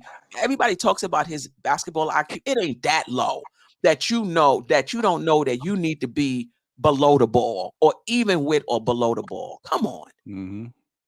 So it's more than not shooting, Sherwin. It's more than not shooting well. It's the decision making, and it's the if you're not shooting well, you can do the other things. And I know you're gonna say, but he's averaging more rebounds than usual. His assists is up from last year. There's other things he could be doing to help the team. In my opinion, defense. Like, my shot ain't falling. Let me D up. In the first quarter, Giannis was driving. He was actually in front of Giannis. Giannis shot. He didn't even put his hand up to contest the shot. Put your hand up and contest the shot. So I know if y'all might think I'm Jekyll and Hyde, because if I was when y'all saw me earlier, boy, I was giving all the smoke to haters, but that's only because I didn't think y'all was fair about it. This is not good, and I agree. I think it's more than the shooting. It's more than the shooting. The first 3 games it wasn't. I thought it was just the shooting. The last 2 games now is more than the shooting. Right. Yeah, I agree, Steph. That's the reason why I didn't say anything. When I saw, people were looking for something. And when they put that little clip of the last game against Cleveland of Julius and Brunson talking and having like a little misunderstanding or whatever, Brunson telling him something and kind of Julius they're gonna blow it up. Yeah, I was like, nah, I ain't rocking with that. I'm not jacking that one. That's cool. Yeah. It is what it is. That's stuff on the court. Yeah, last night was a little different. I'm like, there was a couple things that I saw that I was like, okay, come on, Julius, let's be better. And I still wasn't gonna make a big deal about it. But that last video, of us actually having a chance to still win the game and him walking up the court and just watch it. No, I can't. I'm not gonna let that one go, Julius. I'm sorry. That's horrible. But yeah, it is what it is. We're gonna still call you out. I'm rocking with you. I need you on this team. I need you to be better. We're gonna do whatever we can to help you. Not me. I'm saying the Knicks should do whatever they can. But I'm not gonna let that go. And I think Tom Thibodeau, if he's anywhere decent, anywhere of the metal that we think he is as a coach, the game tape that's coming up. Everybody should be watching. But what did you do here? What did you do here, Julius? What was this? Look, there's no kid gloves. Everybody should see exactly what's going on that court. This is what happened. We are a team. We can't have this happening. I'm sorry, Julius. I know your game hasn't been going the way you need it to go. This can't happen. And that goes for everybody in the room. That's why if I'm Thibodeau, I'm telling everybody this don't work. Exactly. You know what I mean? Exactly. So, because you got to understand too, Von Allen. You got to understand. McBride came in and let Book Champ hit 2 threes. You understand what I'm saying? Wide open. So not only Julius, you gotta blame also Grimes too. He missed the assignments.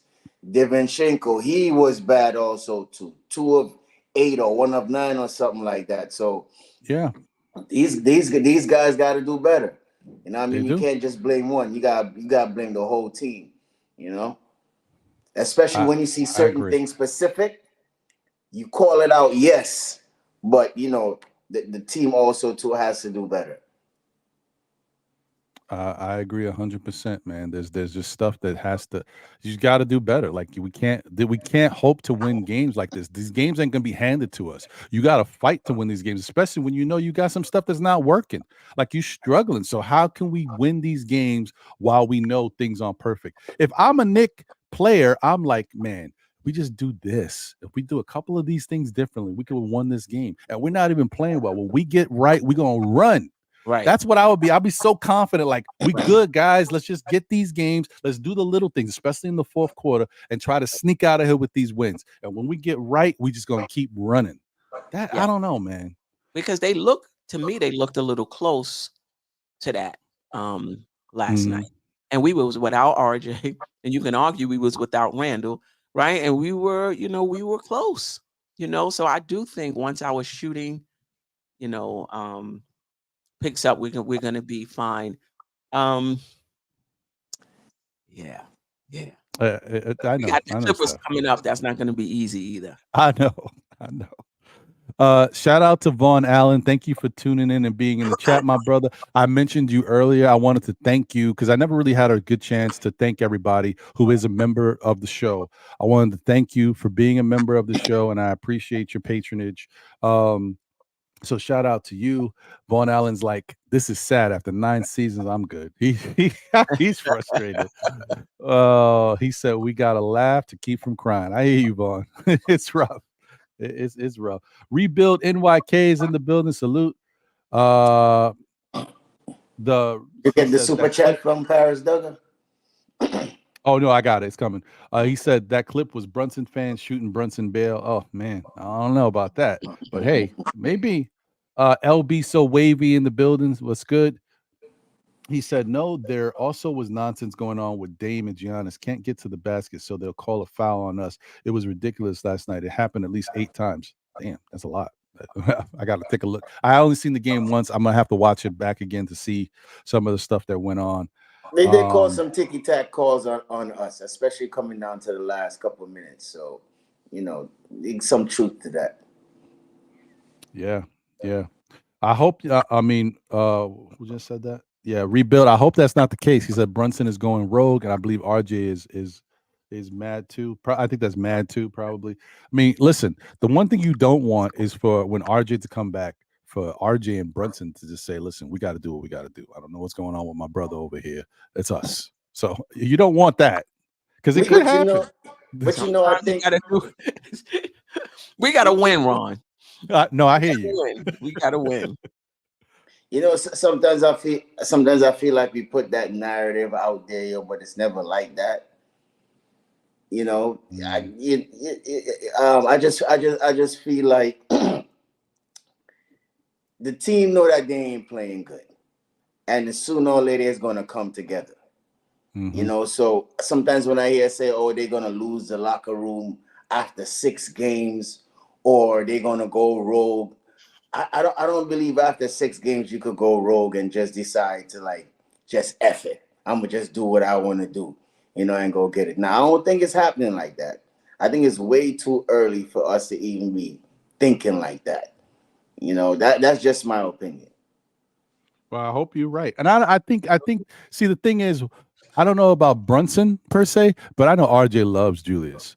RJ ain't gonna do really. I mean, I think he looks at Julius kind of like a big brother in a way. And they've been here together. Like he said before, I haven't been on this Knick team without Julius. So, and that was like a precursor to what we might see in the future. That's why he threw that out there.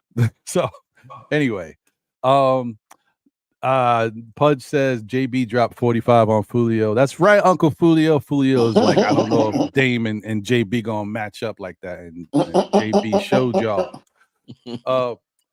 Double A, what's good, my brother? I appreciate you. My guy Alan Alford in the building. He says, greetings, my dog Ron. Just getting in, laying sod in my yard. Salute, Queen. You're 100%. But that Julius MO for years, that's an issue I have with Tibbs. Bias preferred treatment for some. Hi, Staffer. All right. Appreciate you, Double A. Let's get back to that. I have a comment on that when we get back. Okay.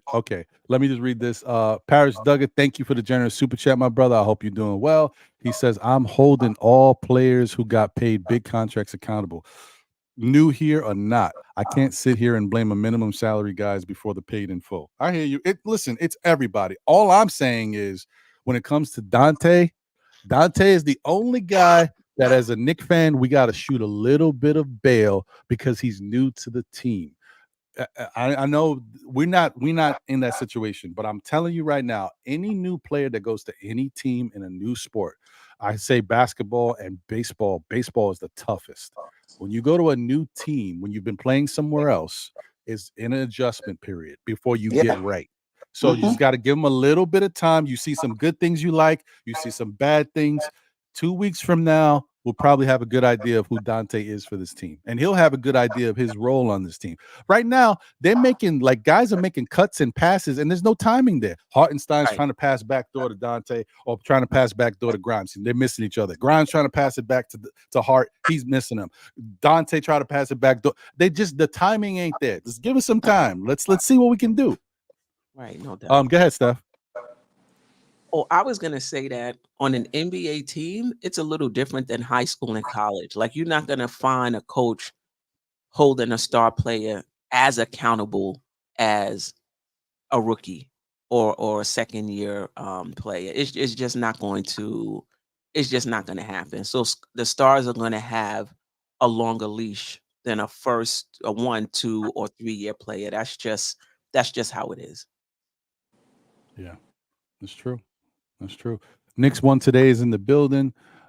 He said, Ben said Randle needs to adjust his game to Brunson era Knicks.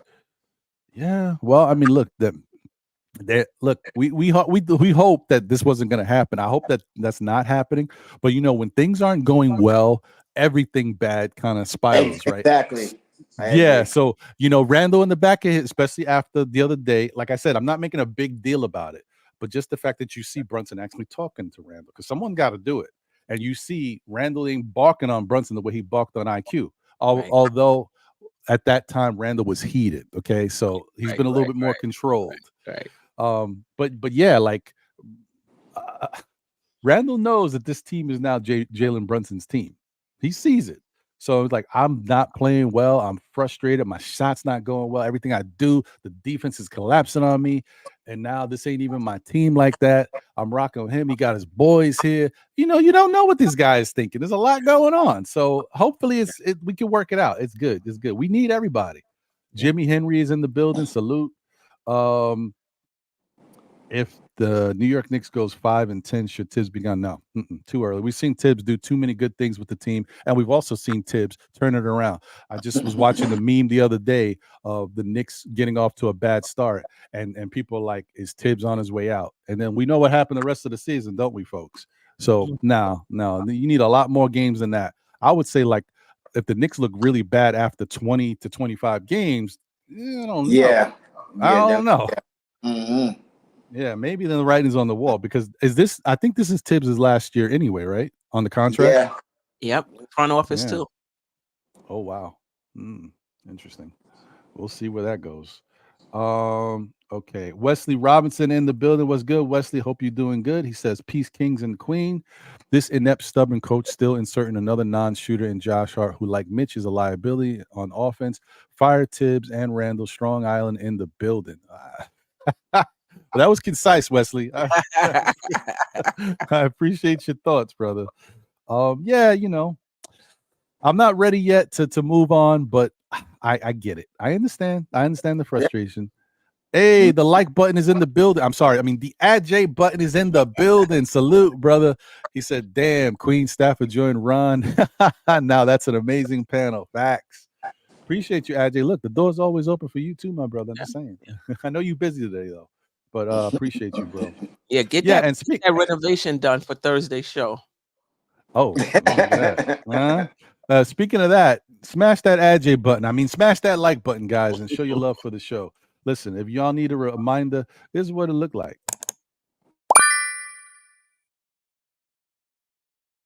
Yeah, so, hit that thing, please. You know what I mean? Show your love for the show. I appreciate you. Hit him. David Smith in the building. He said, been over, and salute to you. Been over 50 years since Knicks last won a championship, getting embarrassed. I mean, it's tough, man. But listen, like was pointed out by Staffer, when it's your time, it's your time. We got to keep doing what we got to do to get this team right. But look, man, I'm watching Texas videos, old men crying because the Texas finally won a championship. Like, it is what it is. Like, it's real for people. But Ron, it got some teams that even haven't won a championship yet. At least we have two. Right. It's old, but at least we have two. You know what I mean? But we want something in the modern year still. You know what I mean? Us Knicks fans who haven't seen it. No doubt. And at some point, if this goes south, we got to start talking about the front office because they make the decision to stand pat. Now, how much of that was there was no one else out there? And how much of that was them feeling comfortable with the roster? But go ahead. I know you want to get through the chat. Oh, no, I think that was it. I'm just looking at the last one was LB said, well, it was two more. LB said, I safely trade Randle and fire Tibbs. I hear you, man. People got to make the decisions. Vaughn Allen said, still Knicks fans, what record would you call for concern? I don't know if there's a particular record that I would say I would be concerned with, but I will tell you this. If the Knicks somehow wind up 10 games under 500, then I'm worried. Then I'm like, maybe we got to do something. That's what I'll say. Because it's even when the Knicks go on losing streaks, as far as where we are on the record, the standing, we might go a couple games under 500, maybe 4, maybe 5 tops. But we go on a little run, win 4, win 5. Like it's always that balance of up and down with the Knicks. We're the roller coaster. But if we lose and we go 10 games under 500 in the first 25. Yeah, because I think last year we was like 10-13 before we made that run, right? Yeah. So, like I said, that would be to me, that's extreme for a Tom Thibodeau team. Going 10 games over 500, we in trouble. We in trouble. So, all right. Let's try to talk about the rest of the stuff going on here.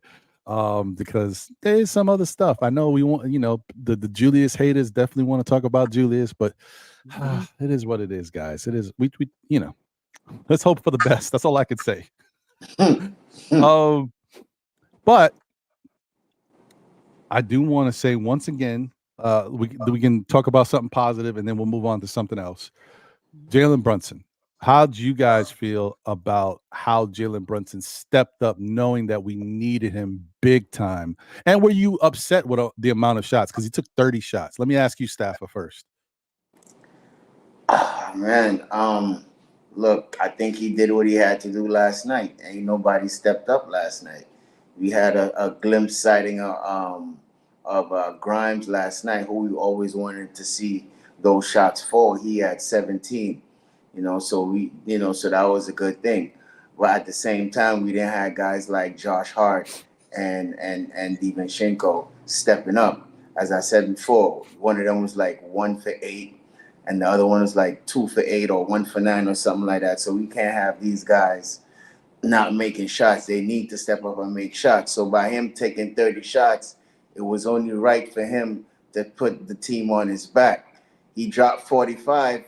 We almost won the game, but it still was bittersweet for him to drop 45, and we still lost. You know, we needed the other guys to step up. So by him taking that 30, you know, I had no problem because, you know, Julius is in the funk. You know, we don't know when he's gonna come around and get his game.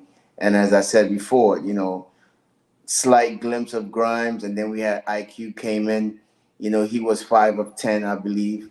You understand? So he did what he had to do. But as I said, the other players, you know, they need to step up. You know, as I said, the Dantes and the Josh Hart, they didn't provide any type of offense for us at all. You know, so you know, I don't have no problem with it. He did what he did what he had to do. That's our superstar in our eyes on this team. So he did what superstars had to do. And I didn't know Uncle Fulio was going against Brunson, and you know, true, they had Dame or whatever, but he, you know, that's what he does. He could drop 40, 45 on you anytime. So you can't underestimate this young man. He's got a heart of a champion, you know what I mean? And he wants to win.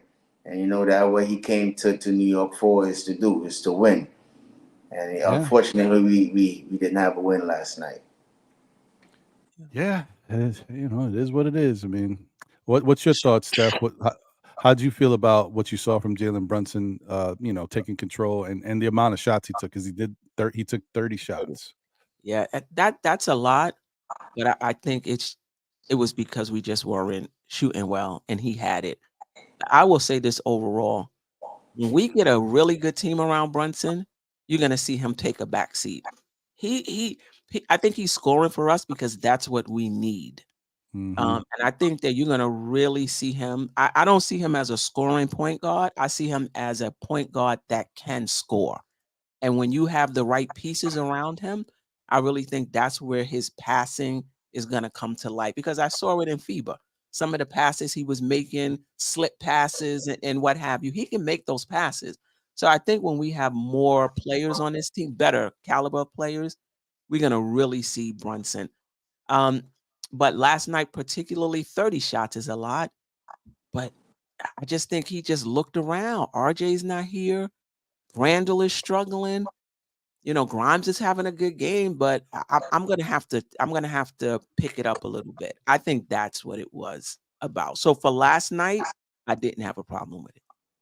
Every night, yeah, that's a bit much. Yeah, I hear you. I agree with both of you guys. I think exactly what you're saying is true. He needed to do what he needed to do in order to give us a chance to be in the game and have a chance to win. And you know, he almost did it single handedly, but it just wasn't enough. Like there's other things that have to happen. And in fairness, this is kind of the thing you run into when you're going up a team with good players on the team, because that's the difference. This is kind of brings us back to that argument if we should make a trade for a star type player or not, because those are the type of players that you would hope step up in these moments. Like we had Milwaukee, right? But what do? They said, let's lean on our guys. Giannis, take over whatever you can do. Let's run this little curl play for Dame Dollars to get that. And Dame Dollars is the guy who knocks it down. Like, this is what he does. This is why they got him. That's the difference sometimes. It hurt. It hurt. Yeah, no doubt about it. And also for the Knicks, we talk about not getting timely shots in crunch time. You got to get timely stops. We had I think when we went up by 1, they went on a run. I don't know if it was 7, 8. I don't know what it was. You got to get timely stops when you're trying to close out games as well. And we didn't get that. And you know, I don't want to say this, but being that we've already seen certain things, it kind of goes back to when you're trying to get timely stops, everybody on the court got to give that effort. No doubt. So I'm not trying to say nothing, but once again, if your power forward looks like he's not giving you the full effort as you're doing your defensive sets and rotations around guarding different people, you know, one cog messing up here affects other cogs, you know, down the line. So I'm just saying, you need it defensively. Yep. Yeah. You need everybody to be one on that. But in that play, wasn't he guarding Giannis? He wasn't guarding anybody. No, wait. Which one? You talking about the Dame? Giannis was way behind him while he was. I'm not making excuses for you. I understand where you're coming from, but I'm just saying though, the play where you talking about that made that layup, Randle was, I understand he walking up the court, but Giannis was way in the back. Right, but you got to be even with the ball, though. If your guy is not up the court yet, that's an opportunity for you to help and be back. Right. You can. But help. I could have sworn it had like 2 other players right there. Ron, you got to play that play again, because I could have sworn. Sherwin said Randle did an excellent job on Giannis. Wow. I mean, where you at, King Cypress? Because you was all in my grill this morning. Where you at with what's going on in the chat right now? Okay, yeah, that's not Giannis right there. Hold on. Let's take a look at it from beginning to end. Hold on. So Giannis gets the pass it to much. It's too much, man. Oh my goodness. Ugh, jeez, get up out of here. Ugh, yuck. All right. I don't know. I mean, that's a microcosm of a bad play. But what I'm talking about necessarily wasn't that play. I'm talking about the sequence of trying to stop. Right. I see it. I see what you're talking about. Just overall, yeah. Yeah, right. That's what it was, Jarrell. That's trash defense. You sure right. So unfortunately, that was a bad moment for the Knicks defense. That's like that's bulletin board material. That's one Tibbs should be showing. Like, it should be playing on a screen. Like, if they got a screen in the practice arena, it should be up there while they're running around doing sets. They should just be showing that back. I would be a great coach, man. I'd do some crazy stuff. Anyway, whatever. Yeah, that was a tough one, but it is what it is. But I think Jalen for trying to keep us in the game, and I like the fact that it feels like this was his first moment where I saw the true Jalen Brunson that we've used to. Like, I felt like he was back. This is the first time I seen it. I was like, yeah, this is good. Yeah, so we'll see how it translates to the next couple games, because we're gonna need them, especially when we play them Clippers. The Clippers could be really.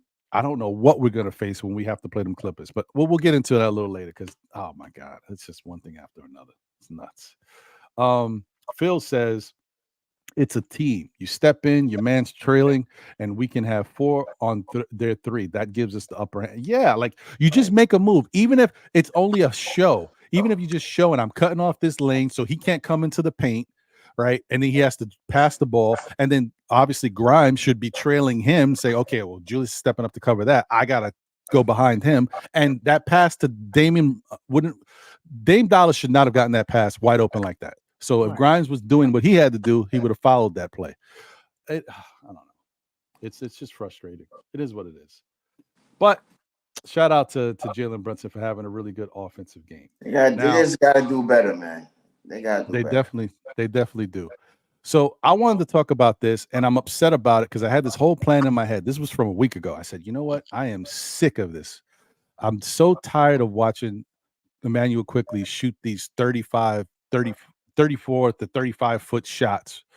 I'm like, I got to do something. So I was ready to break this whole down. I'm going to show video of him shooting the ball from this spot, this. And then I'm like, YouTube got me stressed out, so I'm not doing it. I'm not touching it. YouTube be trying to, whatever. But what I will do is I'm going to bring this up. Okay, so this is just the evolution of Immanuel Quickley, guys.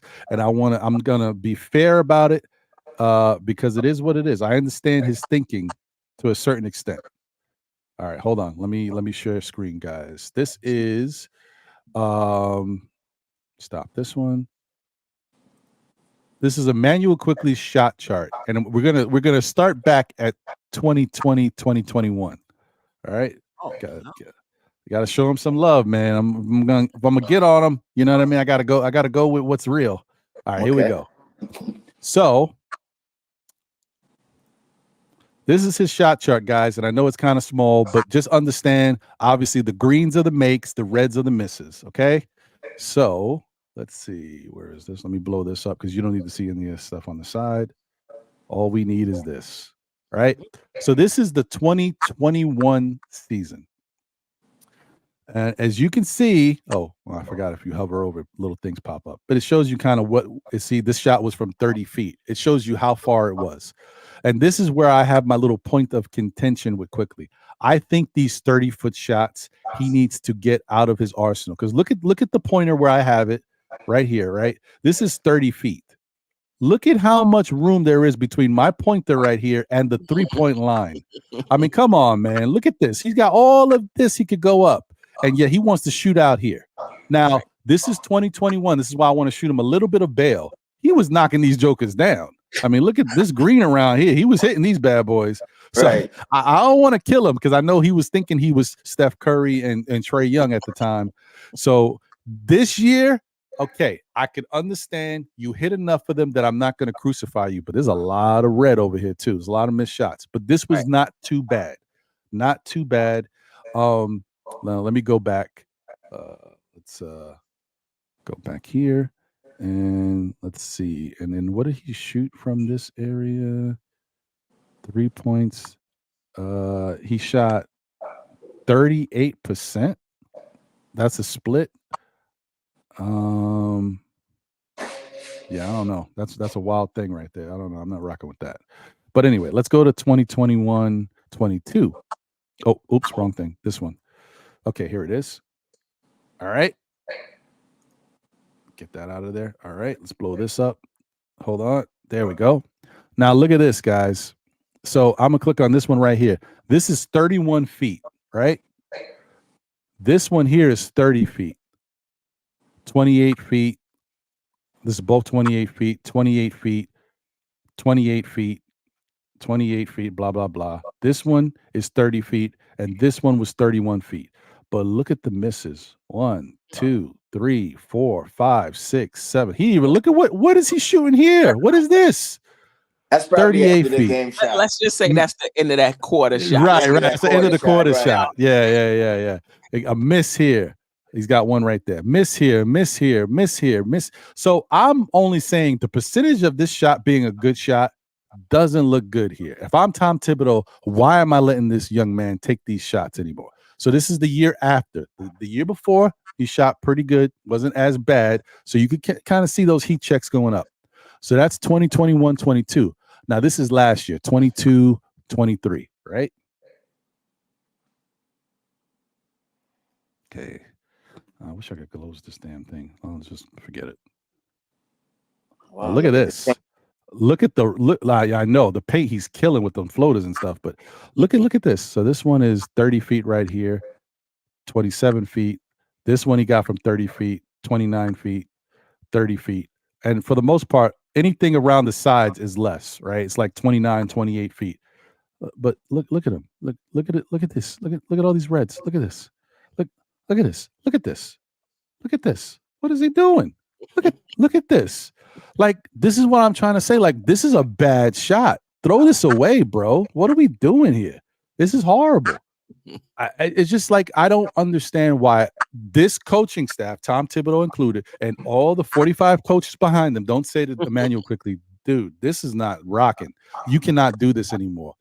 And you can see there's a lot of red, but there's a lot of green in here too. If he gets closer to this 3-point line, like he looks like he's allergic to the 3-point line. Look at this. Look at this last year. He don't even want to get next to it. What is this? This is nuts. I don't understand. I don't know what's up with Quickley. But this was just really driving me insane. It was driving me nuts. I'll look at this, but I don't think there's a lot to go on for this year. Let me just see what it looks like. I don't think there's much here. Yeah, still. But look, even in this, look at him. He don't stop. 37 feet. Maybe that's the end of court. 20. These are even closer. But so not as bad. Not as bad. I will say he hasn't gone too crazy shooting 30 feet. These are like 29, 28 feet. And he did take 129 feet. He hit it. Yeah, so it's still early, guys. He's got time to make up because look at this shot chart. This shot chart is bare. Don't worry. He's going to level that up in a minute. Give him time. But yeah, I just wanted to show that because I thought that was pretty interesting.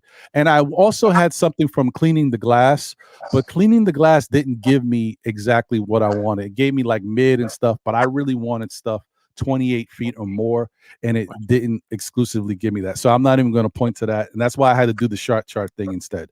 But you guys get my point. This is what I'm kind of looking at. And I'm just like, I need Quickley to throw that 30-foot and better shot in the garbage. Like, just stay on. I don't know if he understands how much more effective he could be if he just steps closer to the line, man. He can shoot. Right. Just, I don't need you to take that heave. Right. And his field goal percentage would be much better. Agreed. Oh, Andy said I rest my case. He didn't even say that. Damn. Oh man, like I don't get it, man. I wish someone would say something. I don't know what them coaches are doing. What my man Dice over there doing, man? Come on, Dice. Sherwood said, Ron, I thought I was the only one. No, you're not, brother. I'm with you. I just don't, I want to do it, but I want to do it right. And I couldn't do it right, but you guys get the idea. So it is what it is. But yeah. So I don't only see IQ though. Right. Yeah. But my whole thing is like I just need him to take, once again, go back into his shot bag and take some better shot attempts because he could be so much better for this Knicks team. And he can be even more of an option. Because if he would lower the range of these shots, maybe even Thibodeau would say, oh, you know what? Damn, I really got to get more for Quickley. Like he's just too valuable. Look at how many shots he puts up and how effective he is. He's taking away his own efficiency too. Right. So I don't know. Right. And speaking of Quickley, because I don't want to talk a negative thing about Quickley, but I'll talk a positive about him. What you guys think? Let me start with you, Steph, about the fact that he was starting to play good in his little 21 minutes of play, and Tom Thibodeau didn't have him out there in the last 8 minutes of the game when I think he actually could have benefited us. What's your thought about that? I think so too.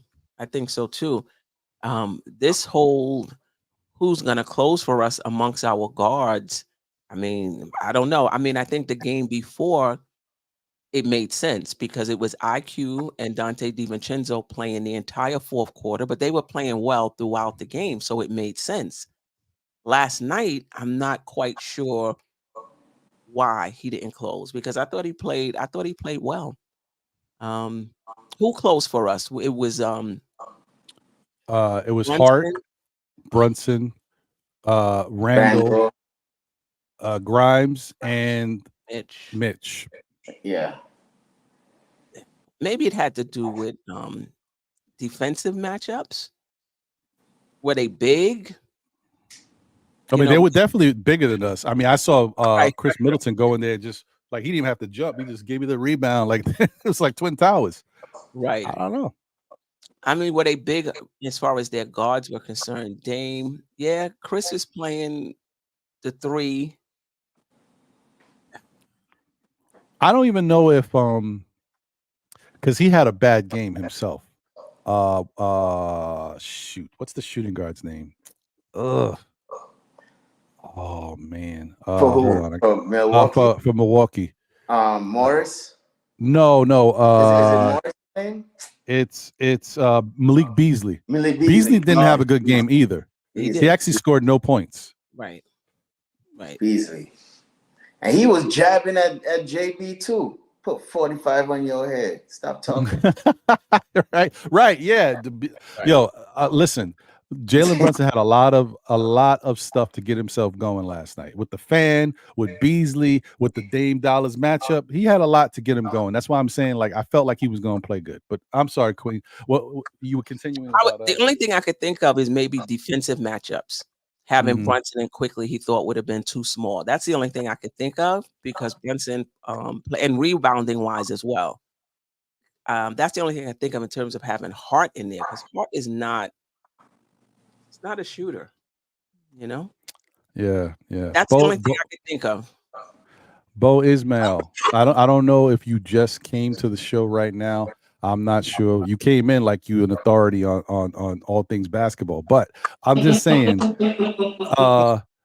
this if you watch the show, we just went in on Julius Randle for a good amount of time, and I'm showing you that Immanuel Quickley is still taking a bad shot from a certain distance on the court. It has nothing to do. I did not comment on any of the shots he took, from closer in the paint or any of that because I'm fine with all of that. I just need him to stop taking that 30-foot plus shot. And that's it. And we're just talking about how Quickley should have been out there on the court. So if I'm going to say one thing about his shot selection, but then big him up on the other side and say he should have been out there in crunch time, it tells you how highly I think of Quickley. So I don't know what you mean by that. I mean, if you want to get back into to Julius Randle, replay gang, my brother, replay gang. That's all I'm saying, Bo. I'm with you though. Randle definitely did not do well. Okay, let's see. Where else are we at here? Hart should not have been out there. Yeah, I don't think he should have. I mean, I appreciate the steals and the rebounds, but when we need to get shots and all you have is Jalen Brunson, right? now you need some more scoring out there. And once again, I'm gonna point to something. Shout out to Sim. I mean, Sim went the extra mile and said he should be a starter. I'm just saying he should have been out there. I don't know why Fournier didn't play last night. I'm gonna say it again. I know his defense is atrocious. Doesn't matter. Our whole team defense. We don't stop people on the perimeter. There's no reason why you couldn't give Fournier a couple minutes out there just to see if he helps impact the game. You give him a couple minutes early in the first half, you bring him back in the second half when you need him, if he's played well, and see what you can do. It keeps the defense honest. It gives them somebody to say, okay, well, they're playing Fournier. At least we know he can shoot. Just something. That's all I'm saying. Like, the Knicks is struggling to find answers, and the way Julius was playing. Oh, man. I showed you guys the box score earlier. It's the first thing I showed you.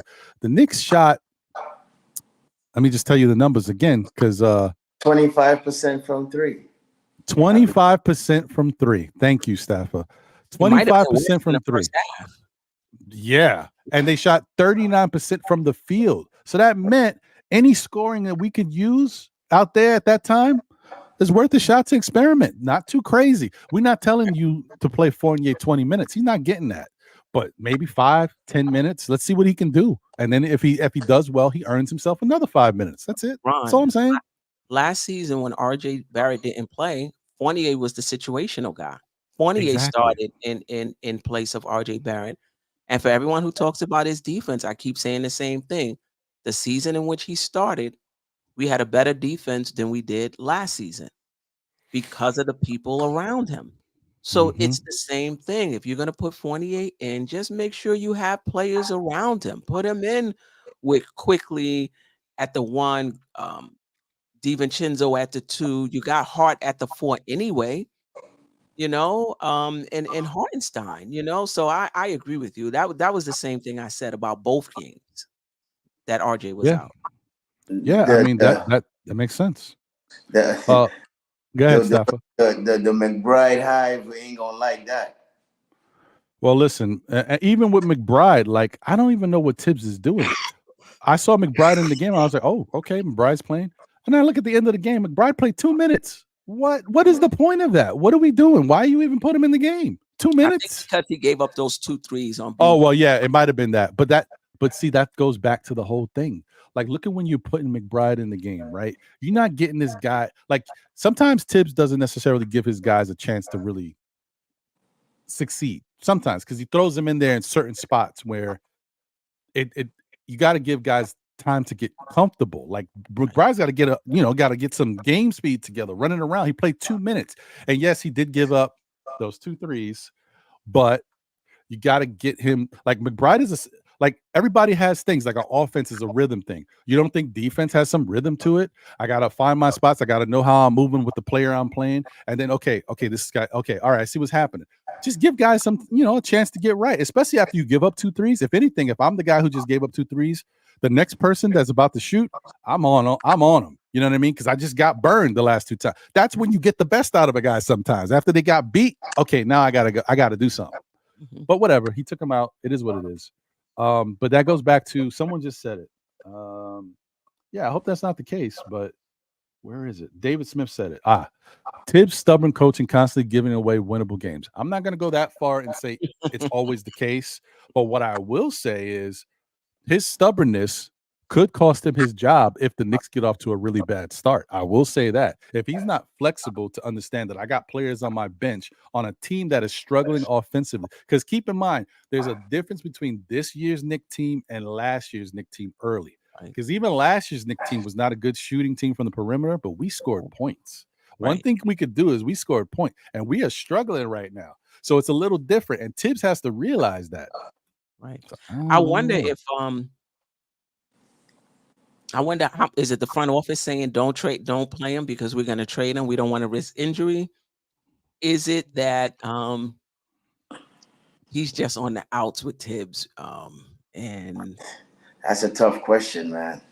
And because I'm seeing in the preseason he played all these minutes I'm seeing people in the podcast world saying he's going to play. He's going to be that 10th Mm-hmm. guy. He hasn't seen a minute yet. And I knew it was going to be McBride. I said McBride, but other You people did was say like that. Fournier. Other people was going to say Fournier, and I know he wasn't going to crack that rotation. You know, but I could understand in certain instances where we need the shooting, he could have come in and at least be a decoy or something. You know, because you know the defense got to pay attention to him because he's a shooter. And then sometimes, listen, I like Tiz, but sometimes there have certain things that he does that I don't agree and that he should do. And he don't sometimes use the players that he has to his availability that I think that we could win games. And that's one of his problems too, you know. 100%. I agree with you. He just sometimes he's too stubborn in his ways. He makes sense because he knows better than a lot of us. Believe that. I don't care how much we think we you know, backseat coaches. He's in the driver's seat. He knows better than us, but sometimes it's just too much Tibbs. Yeah. You know, not enough reasoning sometimes. Right. But a lot of times I think what we consider rigidity is his philosophy. And if his philosophy, it is going to be consistent. You know, if that's how he sees things. I think also Tibbs comes from that old school Pat Riley, Van Gundy. You'll see this with even Spo too. If you get an opportunity, go into a Google criticisms of Spoelstra and go into those Reddits, and you would think they're talking about Thibodeau. If you close your eyes, you would think they're talking about Thibodeau. Those guys, they gotta trust you. They gotta feel like you 100% in. They got that bunker mentality. And for whatever reason, with Fournier, I don't know if it was that article in French. You know what I mean? I don't know if it was it. It was like, I can't trust you. You're no longer part of the tribe. We may go down. We're gonna go down without you because I don't trust you. As I said before, and I think Steph, there's a lot of something to that. I said before, Tibbs is petty. He may not say a lot, but with actions, you could tell he petty. He don't forget stuff. If something happens, he keeps that in the back of his mental Rolodex, and he's like, "Oh no, we've seen it with Cam Reddish, we've seen it with Obi now, we've seen it with Fournier." And like the difference with Fournier, the only reason why it gets me mad is that from a basketball standpoint, I know Fournier doesn't play good defense. I get it. And even the I can't even say that anymore because RJ's played better defense so far to start the season. But last year was a point where you could say RJ and Fournier's defense was similar. But I'm shooting RJ some bail this year. He's been much better so far. But the whole thing is, like, when it comes to trust on the court, I think Fournier's earned that because on the court, that is, because he has been instrumental in us winning games. Like sometimes it was certain games that if it wasn't for Fournier, we wouldn't have won. You guys know the Boston games and so on. And so, you know, he's had moments where he actually helped us win games. And that first game 2 years ago, you guys know we were at that game, that double OT game. Fournier was the reason why we won that game. Nobody else, people did things, but Fournier was the reason we won that game. So like there's different games he's had like that, especially against Boston. We know that. So as far as that standpoint goes, all I'm asking is that you know that this is not the same team from last year, at least early. It's not. Last year, he could get away with that because we were still scoring, but we were doing it differently. We're not scoring. We're struggling. Our best player is fighting his own demons, trying to get right and trying to get what's going on. He doesn't even – Julius looks so lost out there, like he has no answers for what to do to right the ship. He doesn't know what to do, and that's why he's starting to get frustrated. This is not good, and you got to do whatever you can to fix it. If that means – even if you got to be so specific with Fournier, like let's put Fournier in there and like we have these plays that we're going to run and include Fournier in it. So a couple curls, a couple screens, get Fournier. If Fournier gives you 6 to 9 points, okay, now he's got to go. I got a plus from him, 9 points. I'm going to sit him on the bench, get my defense going. I'll bring him back later and see if I can get another 6 or 9 points. If Fournier finishes with about 15 points, job well done. And that's what I'm saying. You could do that. And that's what I'm saying. RJ too. It wasn't just Randle trying to get on the snide, get off the snide. We were without RJ. So I agree with you. I would have liked to have seen Fournier. You can't go from breaking the team's record in threes on a team that I believe was top 10 in defense. And now the very next year or two, you're not playable at all because of your defense. Nah. Right, because we was top 10 in defense with him on the team. Started every game he played. It's crazy to me. Like, I understand you saying I got to make a change. Look, this is my philosophy. You guys are making me do certain things that not working for my philosophy, and now I'm on the hot seat. So I'm gonna do what I got to do. I get it, but at some point you say, okay, Fournier's got to go on the bench. Rose has got to stay on the bench. Cam Reddish got to go to the bench. Okay, you made your changes. I'm locking in with these guys. It doesn't take much to introduce one of those guys back into the mix now that you've already established your team dynamic and the identity once again. It's just particularly when someone's injured. Right. Especially now that you don't have RJ. Right. I mean, listen, Steph and Staffa, we only talking about this because Julius is, and I know that's what Knicks fans are saying, but look, this is what's happening. If Julius was playing well and Brunson is doing his thing and RJ's healthy, Fournier is going to sit on the bench and get splinters. It is what it is. I get it, but that's not the case. We're struggling right now, and there's a lot of things not working. Oh, man, so frustrating. It's really crazy, man. Shout out to Amani the Great from Minneapolis. What's good, my brother? Good to see you. He said, stop giving Tom Thibodeau passes because his coaching style and leaving a player that can shoot when we are having those shooting percentage sit on the bench going on year number 2, making 18 million. Yeah, I know. It's crazy. It's just in any other team, Fournier would be playing. Okay, he may not be getting a lot of minutes, even if the coach felt like he was a little bit in the doghouse, but he would have some type of role on the team. Thibodeau is just he shuts you out. That's it. You out of here. I don't know what it is, but that's it. That's how he works. And I would just say the front office may have something to do with it. Maybe. It could be. But they might be in his ear like, you know what, we don't want to take the chance of him getting hurt because they really are probably looking. This is only one last chance. Okay, the trade deadline, and that's months from now. Yeah, Fournier might be included in something because of that money. So they're probably but it's just so bad. Like, to me, that's the knock. That goes back to the thing that we look at as an organization, why players don't want to come to the Knicks, because they look at this and they know they're not stupid. They got agents, and they understand basketball and they understand the business. Fournier's just sitting because the Knicks are trying to move him, making sure nothing happens to him. They need that 18 million if they try to make a big move. But as a player, you look like that's the type of team I want to go to. Nah, man. They hurting my bottom line for the last 2 years. Yeah, but I will say it happens a lot, though. It does. It doesn't just happen with the Knicks. It happened with Jay Crowder. It happened with a few. Jay Crowder, they sent him home. It happens with a few other players. It does happen, but I hear what you're saying. Yeah, the only reason why I'm even making a bigger deal about it is because it's the Knicks, and we can't get the star players here. Right. These are the Phoenixes. They look at what they did. Look who they can get. It don't matter to them. Look at Milwaukee. They got Dame Dollars. Like, these teams that do this around the league, they good. They don't got no problems. The Knicks are the ones that we putting our foot in our mouths and making it an undesirable thing so that other players can look like, I was already on the fence about the Knicks, but now this, No, but Ron, I just seen in the article what day it was that Bradley Beal was thinking of coming here. He had his eyes on the Knicks, but it's just the Knicks never reached out. So it's not like players is not thinking that they whatever they think. Yeah. I thought they didn't even, because I was like, y'all didn't do a phone call? Now I thought the Knicks weren't on his list. But come to find out they didn't make wow. Yeah, I saw that. Yeah, so I mean, it's not like players don't want to come here. Yeah, they hear certain things, but at the same time, it's not all players hear certain things and take it to personal, but you got players that do want to come here too, Yeah, but was Bradley Beal was he going to be a good fit for the team?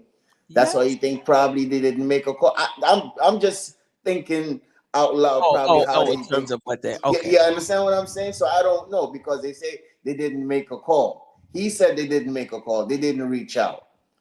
You know what I mean? So I don't know. Could it be the fit? Could it be? That's what I'm saying. I don't know what they're waiting on. You know. But this is my question for you too, and I know this is not my show. No, go ahead, Steph. I feel like the Knicks. I don't know if this is Tibbs, the front office, or both. They're locked in on this roster, and they're not a team like you see these other organizations. Let me bring Kelly Oubre here on a flyer. Minimum. Let's see. He may or may not. It's minimum. Let me bring Christian Wood in on a flyer. Minimum. He may or may not. Let's just put them all in the gym, and it's gonna fall where it falls. We're kind of like, this is our 9. These are the guys that we're developing. If we bring Oubre in, what does that mean for our young guys? And I mean, I'm not saying it's right or wrong, but if we bring Christian Wood in, what does that mean for Randle? Though he could have played behind Randle. He's coming off the bench now. I just feel like that bunker mentality that we leave a lot of talent, minimum type talent, on the scrapyard that we could be bringing in and see if they'll fit. And I get it. That does come at the expense of some playing time. But are we trying to win or are we still developing? That's a good question. I don't know what we're doing. We kind of like in a little bit of a limbo right here because our window, is getting shorter and shorter. And then who knows what's going on behind the scenes? Is Julius already setting himself up to leave? Who knows? I don't know. There's a lot of stuff going on, and we're a little stuck. And we're also handicapped now with this Quickley situation. Now we got to go into the off season. We didn't sign him, so we don't have any money on him to kind of help towards a trade. It's a lot of I don't know what we're doing with regards to what they're building this team to be. But I'm gonna come back to it. I just want to say this before I forget. The Bradley Beal thing. I would say this to you, Stafford, and I get it. It's not every single player. It's just like Julius came here, right? And Julius wasn't even on the radar, and he wanted to come sure he was no right. You know what I mean? Right. So you never know. There's going to be a player here and there. But Paul George wants to come to the Knicks, but the Knicks, he also wanted that extension, so that took him out of the mix for us, right? Right. So there's players that want to come here, but the problem is with the players that usually want to come here, outside of Julius, who was 100% healthy, these guys have damage, right? Look at actually Phoenix is playing right now. It's Phoenix in Philadelphia, which is a good game. It's 43-39. Philadelphia is up. And look at what Bradley Beal's doing right now. Oh, that's right. He's not playing because he's hurt. Right, yeah. Make the call, Ron. I'm just saying. No, I hear you. You can make the call, but and just my whole thing with Bradley Beal is not about the fact that he's just hurt all the time. It's the money. If he was making less money, that's a good player to bring in. We'll take a shot with you, but he's making a lot of money. So for the Knicks, that's bad. That's a rough one. But I don't know exactly where they are, Steph, as far as what this team, what they're holding on to. We obviously know, since they never tell us anything, they try to keep everything under wraps. But now we know there's a difference in philosophies here. There's a reason why Scott Perry is no longer here. I think he had a difference of philosophy with the front office. Right. Yeah. He already told you what he thought of Donovan Mitchell. Like, he's not the guy by himself. You got to bring some other people around here. And at that time, they didn't really have that luxury. So I don't think he wanted to bring in Donovan. Right. And I think the front office did. And so who knows what the front office is thinking? Stafford, what's your thoughts on what Steph said? Like, where are we? What are we trying to do? It's hard to say, because when you really look at the landscape of all the superstars, everybody's basically dried up, right? So you got Donovan coming out probably in the next year or two.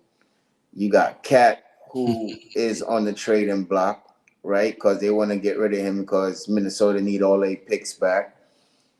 You got Booker that's locked up. You got Anthony Edwards that's locked up. You got Zion that's locked up. You got, I think, B.I. on his last year of his contract? New Orleans, I'm not sure. Last year, but he's hurt too. He missed the last 2 or 3 games. But Queen, if they say he was to come into the Knicks, you will be the first one to buy his T-shirt. I know that for sure. Of course, but I'm just saying he's injured. So, injury prone. The landscape of the superstars is really drying up. So and then after the way how they thinking, they go by character also too and fit. So which superstar or which player could fit with this team for them to move forward? Joel Embiid look like he's not going anywhere because they're looking good. So it's like they probably have no other choice but to take the path that Detroit took by just laying layers until they good until probably one superstar probably comes free and we trade for that player. But for right now, there's nothing out there that we could say, okay, let's go grab and bring them in to move the needle. Now, some people may say, let's go get Cat. But then they got people that say, nah, he's too lazy. He only fits on he only does the perimeter. He's not a bang play inside, right? So, you know, it's like what star out there will fit for us, you know, as a Knicks organization to move us forward. You understand what I'm saying? Because all the stars that we probably want is already signed up. So to tell you the truth, I do not know the direction, but all I know, they could just try and take that Detroit philosophy right now without the superstar and try and build and just be relevant for right now until probably either they trade for a superstar or somebody comes free in free agent, probably Donovan in the next year or whoever it may be. So that's just my take on the front office right now. I don't know. I don't even think you have to get a star. Sorry, Ron. Go ahead. No. I mean, that's fine. I was just gonna say I don't even know. I don't know anymore. I'll be honest. I wanted Donovan Mitchell for like 2 years now, but I don't know. Sometimes even now, the more and more I look at Donovan, like I feel like every time we see him, he's playing himself out of Nick consideration. Like I'm like I don't know, but he's still gonna be Donovan Mitchell. And in the end, when he finishes his year with 27 or 28 points per game, you be like, that's still Donovan Mitchell, and we could have used that on this team, especially now that we can't score. So yeah, I guess that keeps him in the conversation all the time. But go ahead, Steph. What were you gonna say? And let me do this. Let me do this real quick.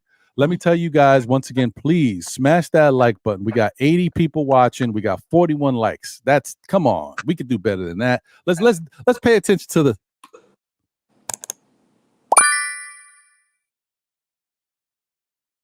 smash that like button. Don't worry. I'll give you guys some time. The show ain't gonna go on until you smash it. I would say that. Oh no, go ahead. I'm just joking. And let me bring G Money to the stage. You can go ahead, Steph. I would say that. Salute G Money. You can still improve your team. Like I feel like you don't have to wait for a superstar. You can still improve your team. Keep your assets. I'm not saying give all your assets away for a potential 6th man of the year, you know, but you can still improve your team. We could have got a backup power forward. We could have got a backup point guard if we didn't feel that McBride was ready. We could have gotten Oubre to play behind RJ Barrett. So what I'm saying is, I don't feel we have to hunker down and just stick with this team until a superstar becomes available. Improve your team. Hold on to some assets now. Improve your team, and when a superstar comes available, move accordingly. Yeah. You know? So I don't get it. But they don't talk to us, so I don't know what they're thinking. Yeah, I hear you. I hear you. Let me see where we at. All right, I see the likes are going up. We got 49 likes, guys. Please keep smashing that like button. Let me do this. Let me bring a couple more people to the stage. Yes, and then I gotta get out of here anyway. Okay, no problem, Steph. I appreciate you. Thank you for being here. Definitely, Queen B in the building. Appreciate you, G Money. Long time. Whoever's coming to the stage, I'm saying hi before I get out of here. Appreciate you. All right. All right, Queen. All right. Let me bring Ad J to the stage. What up, Ad J? Ad J. Hey, what's up, Ron? What's up, fellas? Staffadon. How you Queen doing? Just left. As soon as I'm coming in, she, oh man, she been rocking for a little while. No video because I'm in the car, so I kind of. No, that's cool. Thank you for being here. I can't type it. I couldn't take it. I had to get on. That's okay. Don't worry. We're gonna get to you. Hold on. Let me get my other guy to the stage. Let me play his little theme music. It's not unusual to be loved by anyone. I don't have any theme music for him. I'm sorry, man. Hey, Uncle Freeze. What's up, brother? Freeze. Hey, what's good? What's good, y'all? What's happening, good, bro? Good morning. Good morning. It's good. Oh, good afternoons, man. Good afternoon. Good afternoon. Man. Good to see you. Let me just do just do this little, let me see if I can find it. Where the hell is it now? There it is. Let me read this quick little super chat and then get you guys your takes. Appreciate you, Double A. Thank you for the generous super chat. He said the Queen is 100% our champs. We're team five good ballers that became legends. Our leading scorer was Willis at 21 points per game. Yeah, I mean, there was a different type of Freezy knows that he can point to it a lot. Like that, just a different makeup of a team, like totally different. A team not devoid of talent, like full of talented guys on that team, and just understanding, they knew how to play as one. That was from top to bottom, coaching, players, the philosophies, the idea of what they saw on the court, what they thought they could lend to the court, how they bigged up and picked up each other. I hope we can get there. I think we can. Right now, I know I'm saying it's crazy. It's bad. We don't have that same level of talent, but I think as far as picking up and being one, I think we can get there. But right now, nothing's looking good. It's not looking good. All right. So I appreciate you, Double A. Thank you for that super chat. And once again, thanks to everybody who's supporting the show. And if shout out to our newest member, Mr. Boulevard. Shout out to hold on. I just lost his name. Oh, Vaughn, my guy Vaughn Allen. Appreciate you. You are a member as well. I see you in the chat. But guys, real quick. So, listen, if you want to be a member, that's the orange blue level, John Starks level, the 90s Knicks level, $1.99 a month. Join Knick fans and support the show if it's not too much trouble. If you can, if you can't, I understand. But helping to keep the lights on. You know what I mean? Yeah. All right. Yeah. So G Money, what's your thoughts, man? What do you want to say about what's going on? The state of the Knicks, brother. The state of the Knicks. Well, last night the Brunson Bulldog was on the loose last night. Sat with 45. He was getting to the mid-range, the drop step, the dribble drive. His mid-range was sweet like butter. Quinn Grimes finally broke out last night. Started off hot, went through with a cold spell. I thought his defense was tough last night, Optimus Grimes. So I thought Optimus Grimes played well. I thought IQ gave you some pretty good minutes, though, with his mid-range, attacking the hoop and cup, which is good. My only thing is New York can have a barn from downtown again, though. So it's like they just got to just hit those open threes, get to the line. The defense was great until the last minute, which Dame started to break out a little bit. Dame was quiet for most of the game, though. He was quiet for most of the game until late. Giannis, we could team Greek Freak to start, and then in the fourth quarter, he went bombs away from three. Man, if Giannis start hitting threes early, watch out, NBA, though. Wow. Brook Lopez was a defensive demon last night. The Brook wall was and also Beauchamp and Crowder. Splash, splash, splash, bang, bang, bang, open threes early at the corner. That's my analysis there. But I thought Brunson played great. Grimes played well. IQ played well. Randle was a ghost until the fourth quarter, late fourth quarter. So that's the thing. We just needed another guy to hit another shot or two, and we could have pulled out of the game. I thought the defense was good. The interior D was good. The perimeter D could have been a little bit better. But that's my analysis there. If we could just get another scorer in there, another shooter, we should be good, though. Yeah, I could agree with that. I mean, it was as bad as the Knicks have been, overall, game to game. We've done enough to be in these games and have a chance to win. So it wouldn't have taken much for us to win. And it's like one thing after another. We talked about how they need to do this, how they need to hit their free throws. Last night they hit their free throws and we still lost because some other stuff just didn't. We just have to play a good, solid, all-around basketball game from start to finish. And I'm telling you, I'm no prognosticator here. I know we can win a game if we do that. But let's see what Ajay has to say. Ajay, what's your thoughts, my brother? Ron, first of all, of course, salute to you guys and salute to the chat. It's always on fire on Saturday, man. Ron, I don't know what you do to these people, man. It's like they're addicted to the show. And in fact, so am I. Hey, I'm man. I'm always listening and good stuff. I appreciate it, man. Thank y'all. Listen, state of the Knicks. First of all, I want to dial back a little bit on something you guys were talking about. Before I jumped on, you talking about like we have. I mean, one of our issues is we don't have enough offense, and we have a quote unquote sharp shooter sitting on the bench, and he's not getting to sniff the court, like 0 minutes, not even the deuce 2 minutes. As a fan base, I'm confused. We all over the place, right? 1 minute. I remember in the preseason, Fournier was playing like 20, 25 minutes. Oh, they showcasing him. Mind you, he's been in the league 10 years. He's been playing every possible FIBA game. He's been, I don't know how many games he played, but we're lying to ourselves, telling ourselves they showcasing him for a possible trade. We know that was BS because if a team right now don't know what this guy can do, and they're falling asleep. Okay, now they don't want to play him because they want to trade him, don't want him to get hurt. Like, it can't be both. Which is it? They're showcasing him to trade him, or they don't want to play him to trade him. Okay, but having said that, the state of Knicks, listen, I think we're gonna be fine.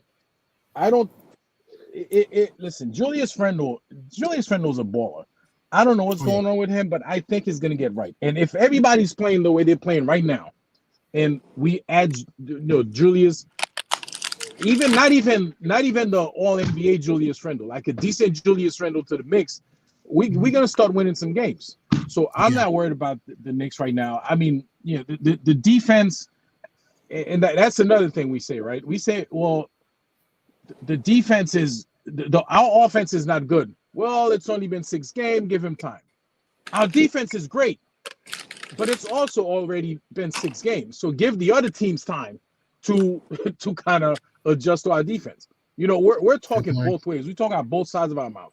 Like, bottom line is, I hear this all the time that Tom Thibodeau teams, they always start slow.